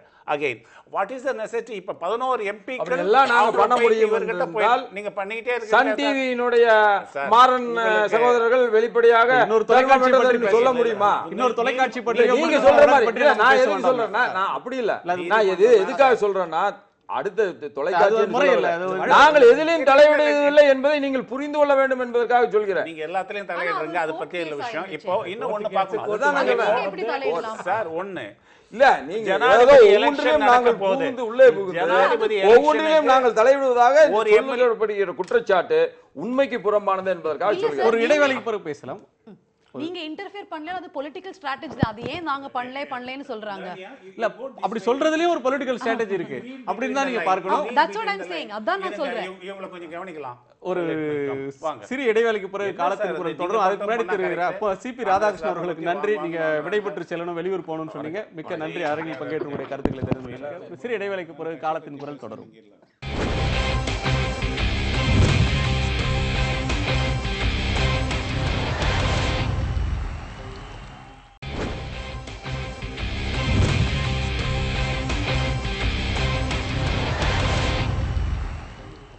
காலத்தின் குரல் தொடர்கிறது. தன்யா ராஜேந்திரன், அதிமுக ஒரு நெருக்கடியான சூழலில் இருந்து கொண்டிருக்கிறது. இன்னைக்கு எம்ஜிஆருடைய நூற்றாண்டை கொண்டாடுற ஒரு வருஷத்தில் அவர் உருவாக்கின கட்சி வந்து ஒரு கிரைசிஸை எதிர்கொண்டுட்டு இருக்கு. அவங்களால அவங்களுடைய ஆட்சி 6 மாதத்துக்கு முன்னாடி மக்கள்கிட்ட மேண்டேட் வாங்கினாங்க, மக்கள் வாக்களித்தார்கள். அந்த ஆட்சியை 4.5 வருஷத்துக்கு அவங்க நீடிக்க முடியுமா? இந்த அதிகார போட்டியில் யார் வெற்றி பெறப் போகிறார்கள்? யார் பக்கம் பெரும்பான்மை இருக்க போகிறது? அந்த பெரும்பான்மையை ஆளுநர் அங்கீகரிப்பாரா? அவங்க இந்த சட்ட தடைகளை, நாளைக்கு வர தீர்ப்புகளை எப்படி கடந்து வரப்போறாங்க அப்படின்ற நிறைய கேள்விகள் இருக்கு. இந்த தீர்ப்பு அப்படின்றது ஒரு டூ ஆர் டை சிச்சுவேஷன் அது மாதிரி கொண்டு போகுமா, அல்லது இதுவும் கடந்து போற ஒரு விஷயமா இருக்கும் அப்படின்னு இதை பார்க்கணுமா? இல்ல, நான் நினைக்கிறேன் அவங்களோட கேம்ப்ல அந்த நர்வஸ்னஸ் நேத்துலேருந்து ரொம்ப விசிபிளா இருக்கு. அவங்க நர்வஸா இருக்காங்க, என்ன நடக்க போதும். இது தீர்ப்பு 2 நாள் தீர்ப்பு மட்டும் இல்ல, ஈவன் ஜனங்களோட அந்த சென்டிமெண்ட் அவங்களுக்கு புரிஞ்சிருச்சு இப்போ. அதனால தான் இப்போ ஒரு நாளையில 10 வாட்டி மீடியா கிட்ட பேசிட்டே இருக்காங்க. அந்த நர்வஸ்னஸ் கண்டிப்பா அந்த கேம்ப்ல இருக்கு. இப்போ இன்னைக்கு அவங்க கூவத்தூர்ல வி.கே. சசிகலா தங்குறாங்க. என்ன டிஸ்கஷன் பண்ணணும்? நம்மளால கெஸ் பண்ண முடியுற விஷயம் தான். நாளைக்கு அவங்க கன்விக்ட் ஆயிடுச்சுன்னா யாரு பார்ட்டி யாருக்கு ஹேண்ட் ஓவர் பண்ணணும்? அது அவங்களோட பெரிய குவெஸ்டின். இப்போ அவங்களுக்கு பொலிட்டிக்கல் குவெஸ்டின் என்ன? Who will take over the party? யார் ஹேண்ட் ஓவர் பண்ணணும்? அது அவங்க ஃபேமிலியில் யாருக்காவது கொடுப்பாங்களா, இல்லை வேற அவங்களுக்கு நம்பிக்கையான வேற அதிமுகவை ஒரு சீனியர் லீடரை அவங்க கொடுப்பாங்களா? அது ஒரு பெரிய டிஸ்கஷன் இன்னைக்கு நடந்துதான் ஆகணும். இல்ல அவங்களுக்கு அவ்வளோ கான்ஃபிடன்ஸ் கோர்ட்டோட ஜட்மெண்ட் அவங்களுக்கு எதிராக போகாது அப்படின்னா அவங்க அந்த டிஸ்கஷன் பண்ண மாட்டாங்க. ஆனா நான் நினைக்கிறேன் 2 நாளா அந்த ஒரு நர்வஸ்னஸ் அவங்களுக்கு கண்டிப்பா இருக்கு. நான் ஆக்சுவலி அவங்க கேம்ப்ல ஒரு ஆள்கிட்ட பேசிச்சு. அப்ப அவங்க கேட்குறாங்க, நீங்க ஏன் கவர்னரோட அன்கான்ஸ்டியூஷனல் அந்த ஆக்ட்ஸை பத்தி எல்லாம் எல்லாரும் மீடியால நிறைய பேசணும்? அது நீங்க தானே சார் சொல்லணும். நாங்க எதுக்கு சொல்லணும்? நான் திருப்பி கேட்டேன். அதான் அவங்களோட நர்வஸ்னஸ். அவங்க நினைக்கிறாங்க பப்ளிக் ஒப்பீனியன் அவங்களுக்கு எகென்ஸ்டா போச்சு. இப்போ அதான் அவங்களோட ஃபர்ஸ்ட் ப்ராப்ளம். செகண்ட், கவர்னர் அவங்க எக்ஸ்பெக்ட் பண்ணிய மாதிரி ஆக்டே பண்ணல. இப்ப இருக்கக்கூடிய சூழல்ல பப்ளிக் ஒப்பீனியனை முடிவு பார்த்து ஒரு கவர்னர் ஆக்ட் பண்ணணுமா, இல்ல யார்கிட்ட நம்பர்ஸ் இருக்கு இல்ல அதுபடி போகணும்? பப்ளிக் ஒப்பீனியன்ற ஒண்ணுக்கு கான்ஸ்டிடியூஷன்ல எந்த இடத்துல இடம் இருக்கு? கான்ஸ்டிடியூஷனல் இடம் இருக்காது சரி. ஆனா பப்ளிக் ஒப்பீனியன் ஏஐடிஎம்கே ஒரு பொலிட்டிக்கல் பார்ட்டி, அவங்க அது புரிஞ்சிருக்கணும். அது அவங்க புரியல. அதான் மெயின் பிரச்சனை இங்க. பப்ளிக் ஒப்பீனியன் அவங்களுக்கு எதிராக இருக்குன்னு ஏஐடிஎம்கேக்கு ஏன் அந்த ஒரு சிச்சுவேஷன் அவங்களால புரிஞ்சுக்க முடியல? அவங்க ஒரு பொலிட்டிக்கல் பார்ட்டி தானே. இல்ல பப்ளிக் ஒப்பீனியன்றது காலத்துக்கு ஏற்ப மாறுறது. போன வாரம் கடற்கரையில் கூடியிருந்தவங்க பன்னீர்செல்வம் அவர்களை என்ன மோசமான வார்த்தைகளில் திட்டினாங்கன்னு பார்க்கணும். இந்த வாரம் எப்படி பாராட்டுறாங்கன்னு பார்க்கணும். தேர்தல் அப்போ தேமுதிக உள்ளிட்ட அந்த மக்கள் நல கூட்டணியை சோஷியல் மீடியாவில் எப்படி அதுக்கு ஒரு ஹைப் இருந்தது, அதற்கு பிறகு அது எப்படி ஒன்றும் இல்லாமல் அவங்க அது ரிசல்ட்டாக கன்வெர்ட் ஆகலை, ஒரு எம்எல்ஏ கூட வரல. எனவே பப்ளிக் ஒப்பீனியன் அப்படின்றது நிரந்தரமானதா, பப்ளிக் ஒப்பீனியன் இதுக்கு எதிராக தான் இருக்குது அப்படின்றதுக்கான அளவுகோல்ன்றது தேர்தல் தான். நமக்கு தேர்தல் இல்லாமல் வர்ற எந்த ஒப்பீனியனையும் அதை எப்படி நம்ம புரிஞ்சுக்கிறது? இல்ல நான் என்ன நினைக்கிறேன்னா நான் என்ன நினைக்கிறேன்னா அவங்க அட்லீஸ்ட் வெயிட் பண்ணிருக்கோம். திருப்பி நாங்க விகே சசிகலா கிட்ட அதான் கேட்டோம், ஏன் நீங்க வேர்டிக்ட் வெயிட் பண்ணல? அதுக்கு முன்னாடி நீங்க ஏன் அவசரமா ஒரு லெஜிஸ்லேச்சர் பார்ட்டி மீட்டிங் கன்வீன் பண்ணி ஏன் உங்களை லீடரா எலெக்ட் பண்ணாங்க? நீங்க ஒரு 2 வீக்ஸோ நீங்க இவ்வளவு கான்ஃபிடென்ட்டா இருக்குன்னா ஒரு 2 வீக்ஸோ 3 வீக்ஸோ உங்களால வெயிட் பண்ணிருக்கலாம். ஏன் பப்ளிக் ஒப்பீனியன் இவ்வளோ அவங்களுக்கு எதிராக டேர்ன் பண்ணிடுச்சு? ஏன்னா திடீர்னு அவசரமா அவங்க ஒரு லெஜிஸ்லேச்சர் பார்ட்டி மீட்டிங் கன்வீன் பண்றாங்க. அப்போ பப்ளிக் என்ன கேட்குறாங்க, ஏன் அவங்களுக்கு சிஎம் ஆகிறதுக்காக இது பண்ணாங்க? நான் நினைக்கிறேன் ஒரு political party end of the day public என்ன நினைக்கிறாங்க அந்த பல்ஸ் அவங்களுக்கு தெரிஞ்சுதாகணும். ஆனா இவங்க அந்த பல்ஸை கரெக்டாக தெரிஞ்சுக்கல. இல்லை, அந்த பல்ஸ் தெரிஞ்சதுனால தான் நான் சொல்கிறேன், இந்த சகோதரியோட கருத்துலேருந்து கொஞ்சம் மாறுபடுறேன். இந்த பல்ஸ் தெரிஞ்சதுனால தான் நம்மளுடைய வாழ்க்கை முழுவதும் நம்ம முதலமைச்சரே ஆகக்கூடிய ஒரு சூழ்நிலை உருவாகிடும் அப்படின்றதுனால தான் அவங்க தெரிஞ்சு உடனடியாக ஒரு நல்ல ஆட்சி, மாண்புமிகு முதலமைச்சர் தமிழகத்திலே ஒரு நல்ல ஆட்சி கொடுத்துட்டு இருக்காரு. ஜல்லிக்கட்டில் ஒரு முதலமைச்சர் ஒரு கிராமத்துக்கு போகிறாரு ஜல்லிக்கட்டை தொடங்கி வைப்பதற்காக. முதலமைச்சர் நினைத்திருந்தால் முழுவதுமாக காவல்துறையை பயன்படுத்தி அவர் நினைத்ததை சாதித்திருக்க முடியும். ஆனால் அப்படியான சூழல் இல்ல. மக்களின் மனநிலையை கருத்தில் கொண்டு கிராம மக்கள் அவங்க எப்போ விருப்பப்படுறாங்களோ அவங்க நடத்திக்கிட்டோம், நாங்கள் நம்ம போலான்னு சொல்லிட்டு இந்தியாவிலேயே எந்த ஒரு முதலமைச்சர் அந்த மாதிரி செஞ்சிருக்க முடியாது. ஒன்று. ரெண்டாவது, நீட்டு தேர்வு இந்த தமிழகத்தில் நீங்கள் இப்போ இருக்கக்கூடிய ஏழைப்புற மாணவர்கள் மருத்துவம் படிக்கக்கூடிய ஒரு வாய்ப்பு குறைந்துவிடக்கூடாது என்பதற்காக சட்டமன்றத்தில் உடனடியாக ஒரு தீர்மானத்தை நிறைவேற்றி ஒரு நீட் சட்டம் கொண்டாடுறாங்க.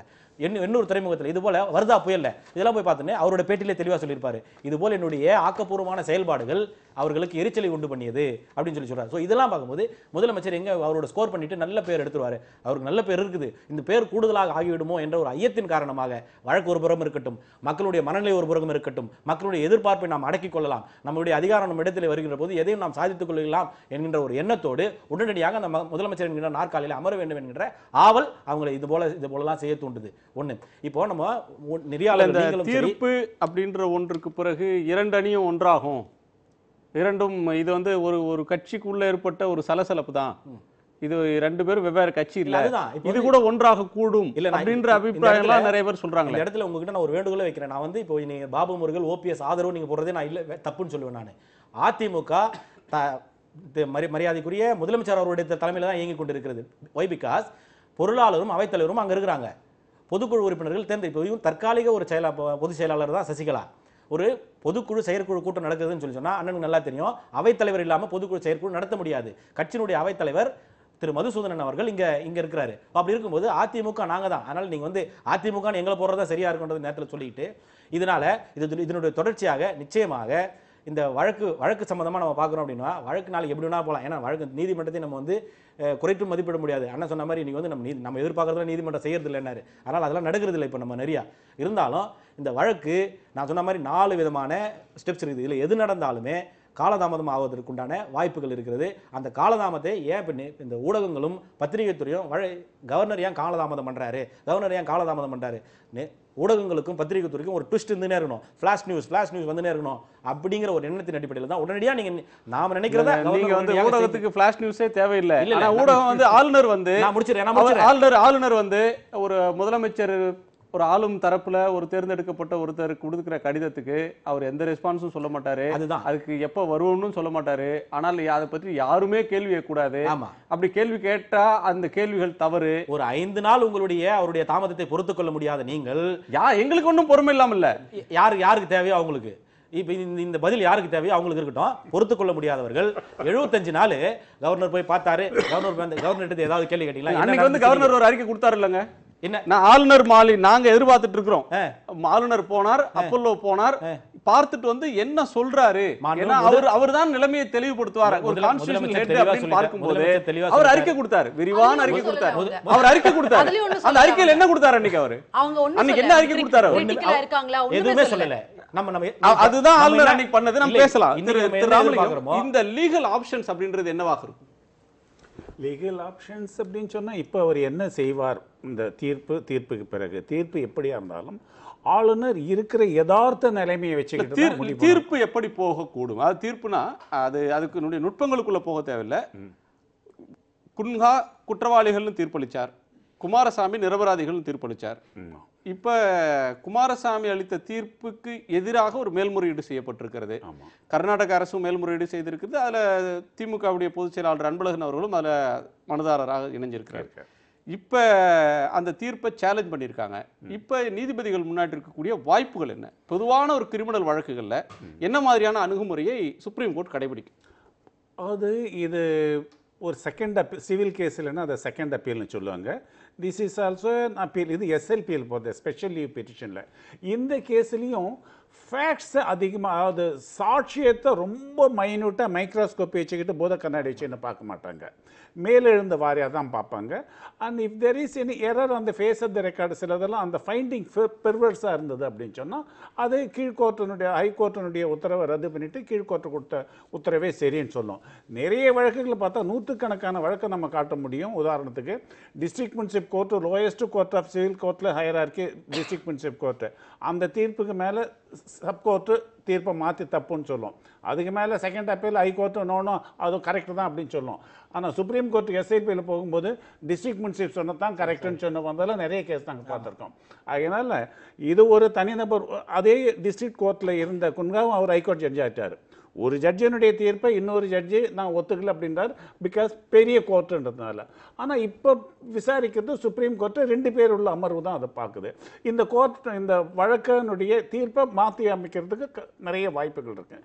இல்லை இந்த குமாரசாமியினுடைய தீர்ப்பே ரொம்ப சரி அப்படின்னு சொன்னால் கரெக்டு தான், இதில் நாம் தலையிட வேணாம் அப்படின்னு சொன்னால் வி ஆர் நாட் இன்டர்ஃபியரிங் சொல்கிறதுக்கு வாய்ப்பு இருக்குது. எது எப்படி இருந்தாலும் இந்த தீர்ப்பு கவர்னரை கட்டுப்படுத்துமா அப்படின்னா இந்த தீர்ப்பு கவர்னரை கட்டுப்படுத்தாதுன்றதான் நம்ம தெளிவாக தெரிஞ்சுக்கிடணும். நியூமெரிக்கல் நம்பர் இல்லை, சசிகலாவை தான் கூப்பிடணும், இல்லை ஓபிஎஸ் தான் கூப்பிடணும், இல்லை மற்ற திரு மு.க. ஸ்டாலினை கூப்பிட்டு அமைச்சரவை. இன்னொன்று, அந்த கவர்னருக்கு முன்னாடி இருக்கிற வாய்ப்புக்கு முன்னாடியே நீதிமன்றம் முன்னாடி இருக்கிற இன்னொரு வாய்ப்பு கேட்கிறேன். இப்போ இந்த வழக்கில் 4 குற்றவாளிகள் அப்படின்னு சொல்லி குன்ஹா தீர்ப்பு, 4 பேரும் நிரபராதிகள்ங்கிறது குமாரசாமி தீர்ப்பு. அதில் குற்றம் சாட்டப்பட்ட முதல் எதிரி, முதல் குற்றவாளி அல்லது குற்றம் சாட்டப்பட்டவர் A1 இன்றைக்கு காலமாகிவிட்டார். அவரோடு சேர்ந்து கூட்டு சதியில் ஈடுபட்டாங்க அப்படின்றது மற்றவர்கள் மேலே இருக்கிற வழக்கு. இந்த ஒரு சூழலில் A1 இல்லை அப்படின்ற பட்சத்தில் A2, A3, A4 மீது வழக்கு நடக்கிற நேரத்தில் நீதிமன்றம் எப்படியான ஒரு அணுகுமுறையை கையாளும்?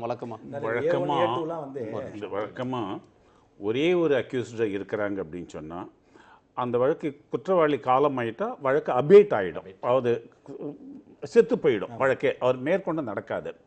இதெல்லாம் ஏவன் இந்த கூட்டு சதி ஏற்பட்டதாக இருக்கு. அதாவது இன்னொருத்தர் கூட கூட்டாக சேர்ந்து சதி செய்து அதனுடைய ஆதாயத்தை நீங்கள் பலன் அடைஞ்சாங்க இருக்கும்போது, ரெண்டாவது 120 பின்னு சொல்லிட்டு வரும்போது ஒருத்தர் செய்தால் அதுவும் மற்றவங்க எல்லாரும் செய்த மாதிரி தான். ஜெயலலிதா செய்தாங்க அப்படின்னு சொன்னால் ஜெயலலிதா கூட எல்லாரும் தனித்தனியாக இண்டிபெண்ட்டாக செய்ததாக தான் எடுத்துக்க முடியும். With common intention. அந்த காமன் இன்டென்ஷனோடு எல்லாரும் சேர்ந்து ஒன்றா செய்தாங்க. இவங்களுக்குள்ளே ஒரு கிரிமினல் கான்ஸ்பரசி இருந்தது, இவங்களுக்குள்ள ஐடென்டிட்டி ஆஃப் மைண்ட் இருந்தது அப்படின்னு சொல்லிட்டு தான். அதனால் இந்த கேஸில் இந்த கேஸ் அபேட் ஆகும்னு எனக்கு தோணலை. There may be difference of opinion, divergence of cleavage of judicial opinion. என்னை பொறுத்தவரைக்கும் அது அபேட் ஆகாதுன்னு தான் எனக்கு தோணுது. ஸோ ஜெயலலிதா இல்லாட்ட கூட மற்றவங்கள தண்டிக்கலாம், அது சட்டப்படி செல்லுபடி ஆகும். நிறைய பேர் என்ன நினச்சிட்டு இருக்காங்க, ஒரு அரசு ஊழியர் மீது ஊழல் தடுப்பு நடவடிக்கையின் கீழ் சட்டத்தின் கீழ் தண்டிக்கப்பட்ட ஒருவர், அதன் அடிப்படையில் ஆன்சிலரியாக மற்ற குற்றவாளிகள் இருக்கிறாங்க, அதனால் அவரோட அந்த வழக்கு அற்று போய்விட்ட சூழலில் இவர்களுக்கு தண்டனை கூட தவறு. அது எப்போ வரும்னு கேட்டிங்கன்னா, முதல் எழுப்பில் வழக்கு நடக்கும் பொழுது இந்த அபேட்டு. ஆனால் இது வழக்கு நடந்து தீர்ப்பு அளிக்கப்பட்டு விட்டது. அந்த தீர்ப்பு எல்லாருக்குமே தெரியும், பொதுமக்களுக்கே தெரியும். ஒரு கூட்டல் கழித்தல் கணக்கு போட தெரியாத ஒருவர் உயர் நீதிமன்ற நீதிபதியாக இருந்து ஒரு தீர்ப்பை அளிக்கிறார். அந்த கணக்கின் அடிப்படையில் தான் விடுதலை சொல்றார். 10% கணக்கெல்லாம் சொல்றார். இந்த 10% கணக்கு உச்ச நீதிமன்ற நீதிபதிகள் எப்படி கணக்கிட போறாங்கன்றது நாடு பார்த்துக்கிட்டு இருக்குது. ஆக இந்த சூழல்ல இந்த வழக்கின் அடிப்படை மரியாதைக்குரிய மூத்த வழக்கறிஞர் சொன்னது போல அபேட் ஆவறதுக்கு வாய்ப்பு நிச்சயம் கிடையாது. இரண்டாவதாக கீழ்நிலை நீதிமன்றம் கொடுத்த அந்த தீர்ப்பினை உறுதி செய்யப்பட வாய்ப்புகளும் அதிகம் இருக்கின்றது. ஆனால் இது டிஎம்கேவோட பார்வை இல்ல, நான் வழக்கறிஞர் மற்ற வழக்கறிஞர் இல்ல, நான் வழக்கறிஞர் பேசுறேன், திமுக பரல நான் வழக்கறிஞர் சொல்றேன். எனக்கு ரெண்டு டவுட் இருக்கு. First 120B is it read along with PCA, prevention of corruption act? Yes.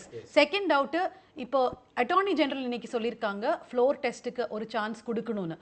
அது எவ்வளோ அது எவ்வளோ ஒரு பெரிய அப்ளிகேஷன் இருக்கும் கவர்னர் மேல? does he have to do that? அவங்க அது பண்ணணுமா? இந்த கேஸில் எல்லா கேஸிலுமே இந்த பெரும்பான்மை நிரூபிக்கிறதுக்கு சட்டமன்றத்தில் தான், வேற கிடையாது. இந்த கவர்னர் ஆபீஸ்ல நாளைக்கு அவன் அக்விட் ஆயிடுச்சுன்னா, அவங்க குற்றவாளி இல்லைன்னு நிரூபிச்சுச்சுன்னா, அட்டார்னி ஜெனரல் சொல்லிய மாதிரி கவர்னர் ஒரு ஃப்ளோர் டெஸ்ட்டுக்கு சொல்லிட்டாங்க அப்படின்னு சொன்னா ஒருத்தர் நியமனம் பண்ணிட்டு, அப்போ கூட இவங்க சசிகலாவும் இல்லை, வேற யாரையும் பன்னீர்செல்வத்தை கூப்பிடலாம், இல்லை ஸ்டாலினை கூப்பிடலாம், இல்லை சசிகலாவையும் கூப்பிடலாம்.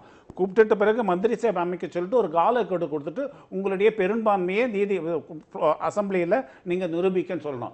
நிரூபிச்சிட்ட பிறகு அவங்க வரலாம். இதே சசிகலாவை கூப்பிட்டா என்ன ஆகும், அவங்க நிரூபிச்சிட்ட பிறகு 6 மாத காலத்துக்குள்ள அவங்க அந்த அசம்பிளியினுடைய மெம்பர் ஆகணும்.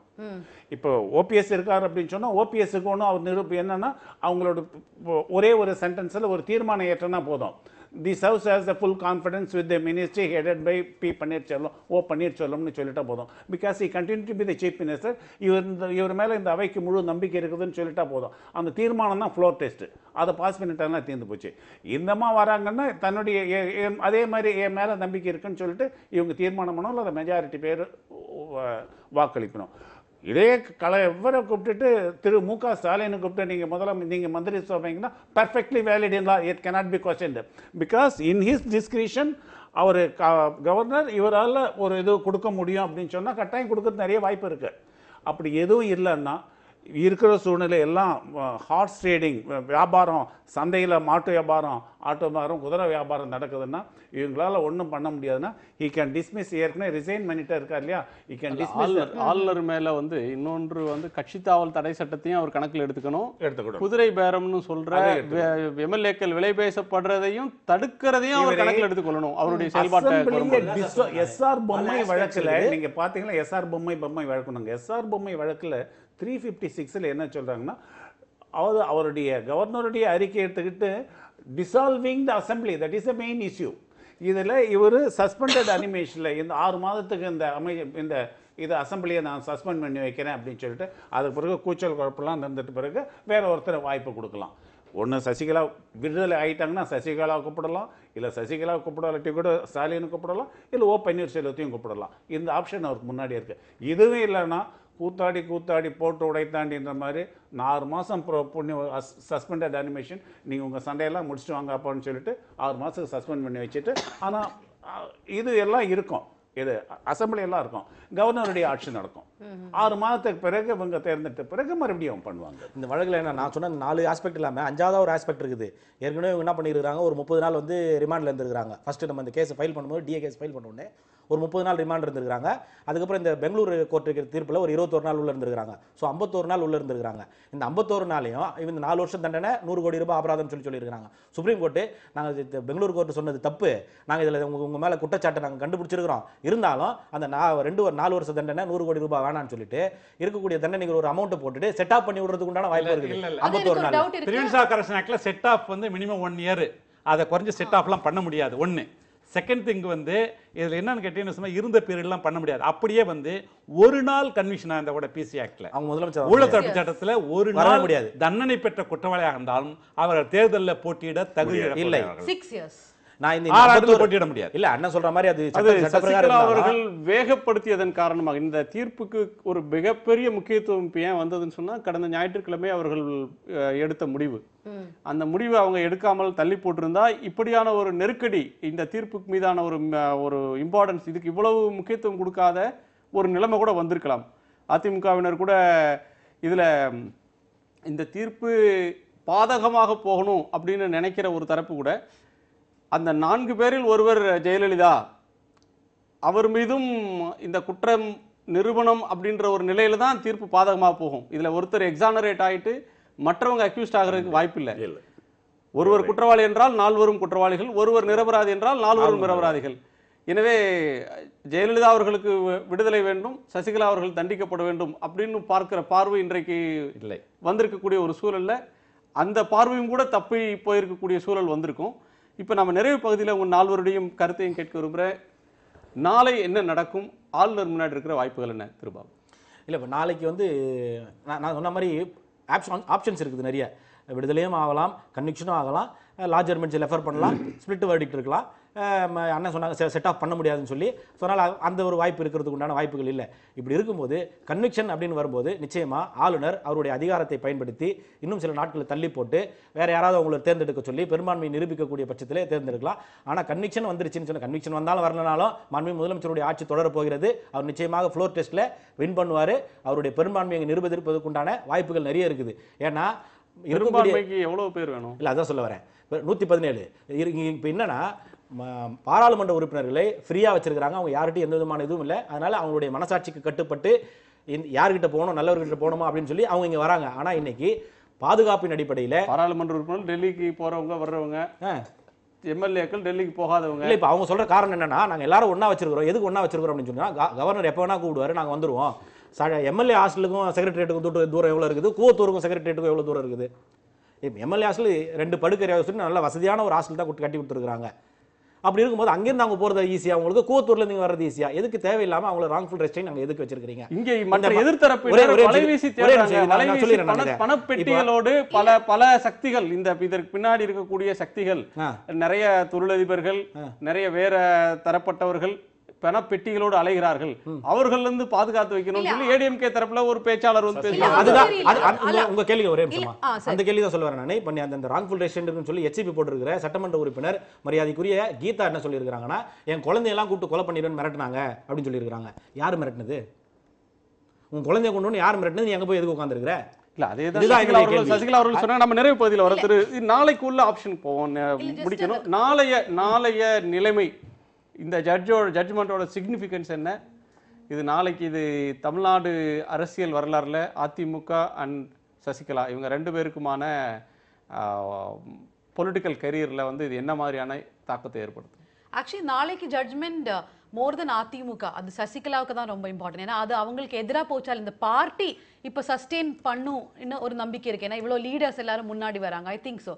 ஆனால் அது அவங்களுக்கு எதிராக போச்சுன்னா, எஸ்பெஷலி பிசி ஆக்ட் இல்லை அவங்களுக்கு 1 year 7 years வரைக்கும் எது தண்டனை கிடைச்சாலும் அவங்களோட பொலிட்டிக்கல் ஃபியூச்சர் அட்லீஸ்ட் ஒரு 6-7 இயர்ஸுக்கு கண்டிப்பா அவங்களுக்கு பொலிட்டிக்கல் ஃபியூச்சரே கிடையாது. ஒரே ஒரு விஷயம் நான் ஆட் பண்றேன். இந்த கூவத்தூர் ரிசார்ட்ல அவங்க சொல்றாங்க ஹார்ஸ் ட்ரேடிங் நடக்குனால எல்லா எம்எல்ஏஸும் வச்சிருக்காங்க. நான் 3 வாட்டி பெங்களூர்ல இதே மாதிரி ரிசார்ட் பாலிடிக்ஸ் கவர் பண்ணியிருக்கேன். பிஎஸ் எதூரப்பா எல்லா எம்எல்ஏஸும் எடுத்து போறாங்க. அப்புறமா ஜனார்தன் ரெட்டி பிஎஸ் எதூரப்பா எல்லா எம்எல்ஏஸும் எடுத்து போறாங்க. ஆனா எல்லா வாட்டியும் அவங்க மீடியா அலோவ் பண்ணாங்க, ஜனங்களை வர அலோவ் பண்ணாங்க எம்எல்ஏஸ் கிட்ட பேசுறதுக்கு. இங்க ஏன் அந்த ஒரு தடை போட்டிருக்காங்க? இப்ப எம்எல்ஏஸ் ஃப்ரீனா ஏன் அவங்கள பேச விடல? ஒரு 12 எம்எல்ஏஸ் செலக்ட் பண்ணி அவங்கள வெளியே விடுறாங்க. அது டெமோக்ரஸி கிடையாது. இப்ப ரிசார்ட் பாலிடிக்ஸே தப்பு. ஆனா அது நிறைய ஸ்டேட்ஸ் ஆந்திரா நடந்திருக்கு, கர்நாடகா நடந்திருக்கு, எல்லா இடத்துல நடந்திருக்கு. ஆனா அங்கெல்லாம் இல்லாத ஒரு சர்க்கம்ஸ்டான்ஸ் இங்க ஒரு பயங்கரமான ரெஸ்ட்ரிக்ஷன் 1.5 கிலோமீட்டர்ஸ் முன்னாடி நிறுத்துறாங்க நம்மள. நேத்து இன்னைக்கு சரி உள்ள விட்டாங்க. ஆனா எம்எல்ஏஸ் கிட்ட பேசுறதுக்கு தனியா பேசுறதுக்கு முடியல. அவங்களோட போன் சுவிட்ச் ஆஃப் ஆயிருக்கு. இதெல்லாம் சரியில்லை. ஒரு சட்டமன்ற உறுப்பினர் சொல்றாரு என்னோட தனிப்பட்ட காரணத்துக்காக நான் செல்ல சுவிட்ச் ஆஃப் பண்ணி வச்சிருக்கேன்னு சொல்லிட்டு ஒரு சட்டமன்ற அது ஒரு உறுப்பினர் குட் சுவிட்ச் ஆஃப் சைன் ஆஃப் சொல்லலாமா? டெமோக்ரஸி கிடையாது. நாளைய தீர்ப்பு என்பது ஒரு தவறாக அளிக்கப்பட்ட கர்நாடக உயர்நீதிமன்ற தீர்ப்பு நாளைக்கு மாற்றி அமைக்கப்படும் என்ற நம்பிக்கை வைத்திருவோம். அதன் மூலம் தமிழகத்தின் தலையெழுத்து மாற்றி அமைக்கப்படும். ஏனென்று கேட்டால், நான் ஊழல் வழக்கில் சிறை சென்றேன் என்று அதை பெருமையாக சொல்லிக்கூடிய ஒருவர் அதனுடைய தலைவர், அது இப்போ தமிழக மக்கள் அனுமதிக்க மாட்டார். தமிழக மக்கள் அனைவருடைய எண்ண ஓட்டமும் சசிகலா அவர்கள் வரக்கூடாது என்பதில் மிக தெளிவாக இருக்கிறது. அது எல்லாருக்கும் தெரியும். அது நாளை உச்சநீதிமன்றம் மூலம் நிறைவேறும் என்று நாங்கள் நம்புகிறோம். இது போல வந்து நாளைக்கு என்ன நடக்கும் அப்படின்னா வெங்கையா நாயுடுக்கும் அமித்ஷாவுக்கும் தான் தெரியும். வெங்கையா நாயுடு அமித்ஷாவும் சொல்றது தான் கவர்னர் செய்வார். ஏன்னா கவர்னர் வந்துட்டு சென்ட்ரல் மத்திய அரசனுடைய ரெப்ரஸன்டேட்டிவ் தாங்க, ஏஜென்ட்டாக தான் இருக்கிறாருன்னு அது கான்ஸ்டியூஷன் சொல்லுது. Word employed is agent, judgment சொல்கிறாங்க. அவர் டோட்டாலிட்டி ஆஃப் தி கிரவுண்டெல்லாம் பார்த்துட்டு பிறகு மைய அரசு முடிவு பண்ணுது. யார் இருந்தால் அவங்களுக்கு மட்டும் கிடையாது, இந்தியாவினுடைய யூனிட்டி அண்ட் இன்டிகிரிட்டியும் ரொம்ப முக்கியம். இதில் நம்ம அதை ஒன்று மறந்துடணும். தேசத்தினுடைய ஒற்றுமைக்கும் எது முக்கியம் என்ன இருந்த பல்வேறு அம்சங்களை அவங்க போய் பார்க்குறாங்க. இதில் குறுகிய அரசு நோக்கமும் இருக்குது, வாஸ்தவம் தான். பாரதிய ஜனதா பார்ட்டிக்கும் இதில் எவ்வளோ மீன் பிடிக்க முடியும்னு சொல்லிட்டு பார்க்குறாங்க. எனக்கு தெரிஞ்சு இதை முடிவு எடுக்கிறவர்கள் யார் அப்படின்னு சொன்னால் இதுக்கு இன்சார்ஜாக இருக்கிற வெங்கையா நாயுடும் அமித்ஷாவும் தான். அவங்க சொல்கிறபடி தான் கவர்னர் கேட்பார். ஏன்னா கவர்னருடைய இந்த டிஸ்கிரிஷனை நம்ம சுப்ரீம் கோர்ட்டில் கேள்வி கேட்க முடியாது. ஒரு வாரத்தில் நியமி, 10 நாளில் நியமி, ஒரு மாதத்தில் நியமியெல்லாம் சொல்ல முடியாது. சீக்கிரம் பார்த்து செய்யுங்களேன்னா சுப்ரீம் கோர்ட்டை சொல்ல முடியும். எப்படின்னா எப்படி ஒரு உச்சநீதிமன்றமும் உயர்நீதிமன்றமும் வழக்கு விசாரிச்சுட்டு ஜட்ஜ்மெண்ட் ரிசர்வ்டுன்னு சொல்லிட்டு பிறகு மாத கணக்காக வருஷ கணக்காக எடுத்துக்கிற மாதிரி கவர்னருக்கும் கொஞ்சம் காலதாமதம் எடுத்துக்கலாம். அந்த காலதாமதம் அன்ரீசனபிளாக இருக்கக்கூடாது. காரணம் அன்ரீசனபிளாக ஒரு பாட்டு ஈ cannot sleep over the matter போட்டுவிட்டு குரட்டை விட்டு படுத்து தூங்க முடியாது. ஆனால் உழிப்பாக கவனிச்சிட்டு இருக்கணும். இன்னும் ஒன்றுத்தையும் நம்ம பார்க்கணும். இப்போ அரசு இல்லாமல் இல்லை, there is a government, headed by இங்கே ஒரு சீஃப் மினிஸ்டர் இருக்காரு, கவுன்சில் ஆஃப் மினிஸ்டர்ஸ் இருக்காங்க. ஏதோ ஒரு காரணத்துக்காக பதவி சென்டரில் தனித்தனியாக வேலைக்கிட்டு இருக்காங்க. அதனால் இம்மீடியட்டாக உடனடியாக பண்ணணும். ஃபயர் ஃபைட்டிங், வீடு பற்றி எரிது உடனே ஃபயர் இன்ஜின் போயிட்டு அணைக்கணும் அப்படின்ற சூழ்நிலை இப்போ கவர்னர் இல்லை. அவங்க அவகாசம் எடுத்துக்கிட்டு அது தப்பு கிடையாது. கரெக்ட். நாளைக்கு கேபினெட் இருக்குன்றீங்க, சீஃப் மினிஸ்டர் இருக்காருன்றீங்க. கேபினெட் மீட்டிங்னு ஒன்று நடக்குமா? நாளைக்கு கிரைசிஸ் வருது அப்படின்னா நடக்குமா அப்படின்றதுல தான் இந்த பிரச்சனையே இருக்கு. பெர்மிட் பண்ணா நடக்கும். இந்த கேபினெட் மினிஸ்டர்ஸ் இவரை சீஃப் மினிஸ்டர் ஏற்றுக்கொண்டாங்களா? என்னென்றால் அந்த சீஃப் மினிஸ்டரோட பரிந்துரையில தான் அந்த கேபினெட் அமைச்சர் நியமிக்கப்படுறாங்க. நன்றி நன்றி. ஏன்னா நிறைய விஷயங்கள் பேசியிருக்கிறோம். நிறைய இதில் ஊகங்கள் பேசுவது தவிர்க்க முடியாது. பொதுவாக கான்கிரீட்டான விஷயங்கள் கண் முன்னால் தெரியும் போது அதன் மேலே வாத பிரதிவாதங்கள், மாற்று கருத்துக்களை வைப்போம். கான்கிரீட்டான விஷயங்கள் இல்லாமல் நாளை இப்படி நடக்குமோ அப்படி நடக்குமோ, ஆளுநர் இப்படி செய்வாரோ அப்படி செய்வாரோன்னு கேட்கிற போது எல்லா வாய்ப்புகளையும் ஊகங்களையும் பேச வேண்டியது தவிர்க்க முடியாமல் போகுது. எனவே நாளை தீர்ப்புகளை பார்க்கலாம். அந்த தீர்ப்பு எப்படிப்பட்ட ஒன்றாக இருக்க போகிறது, அது என்ன தாக்கத்தை செலுத்த போகிறது அப்படின்றது தமிழக வரலாற்றிலே முக்கியமான ஒன்றாக அது இருக்கும். உங்கள் வருகைக்கும் பகிர்ந்து கொண்ட கருத்துக்களுக்கும் நன்றி. மீண்டும் சந்திப்போம். இணைந்திருங்கள். இது நியூஸ் 18 தமிழ்நாடு. இது காலத்தின் குரல். திக்கெட்டும் பரவட்டும்.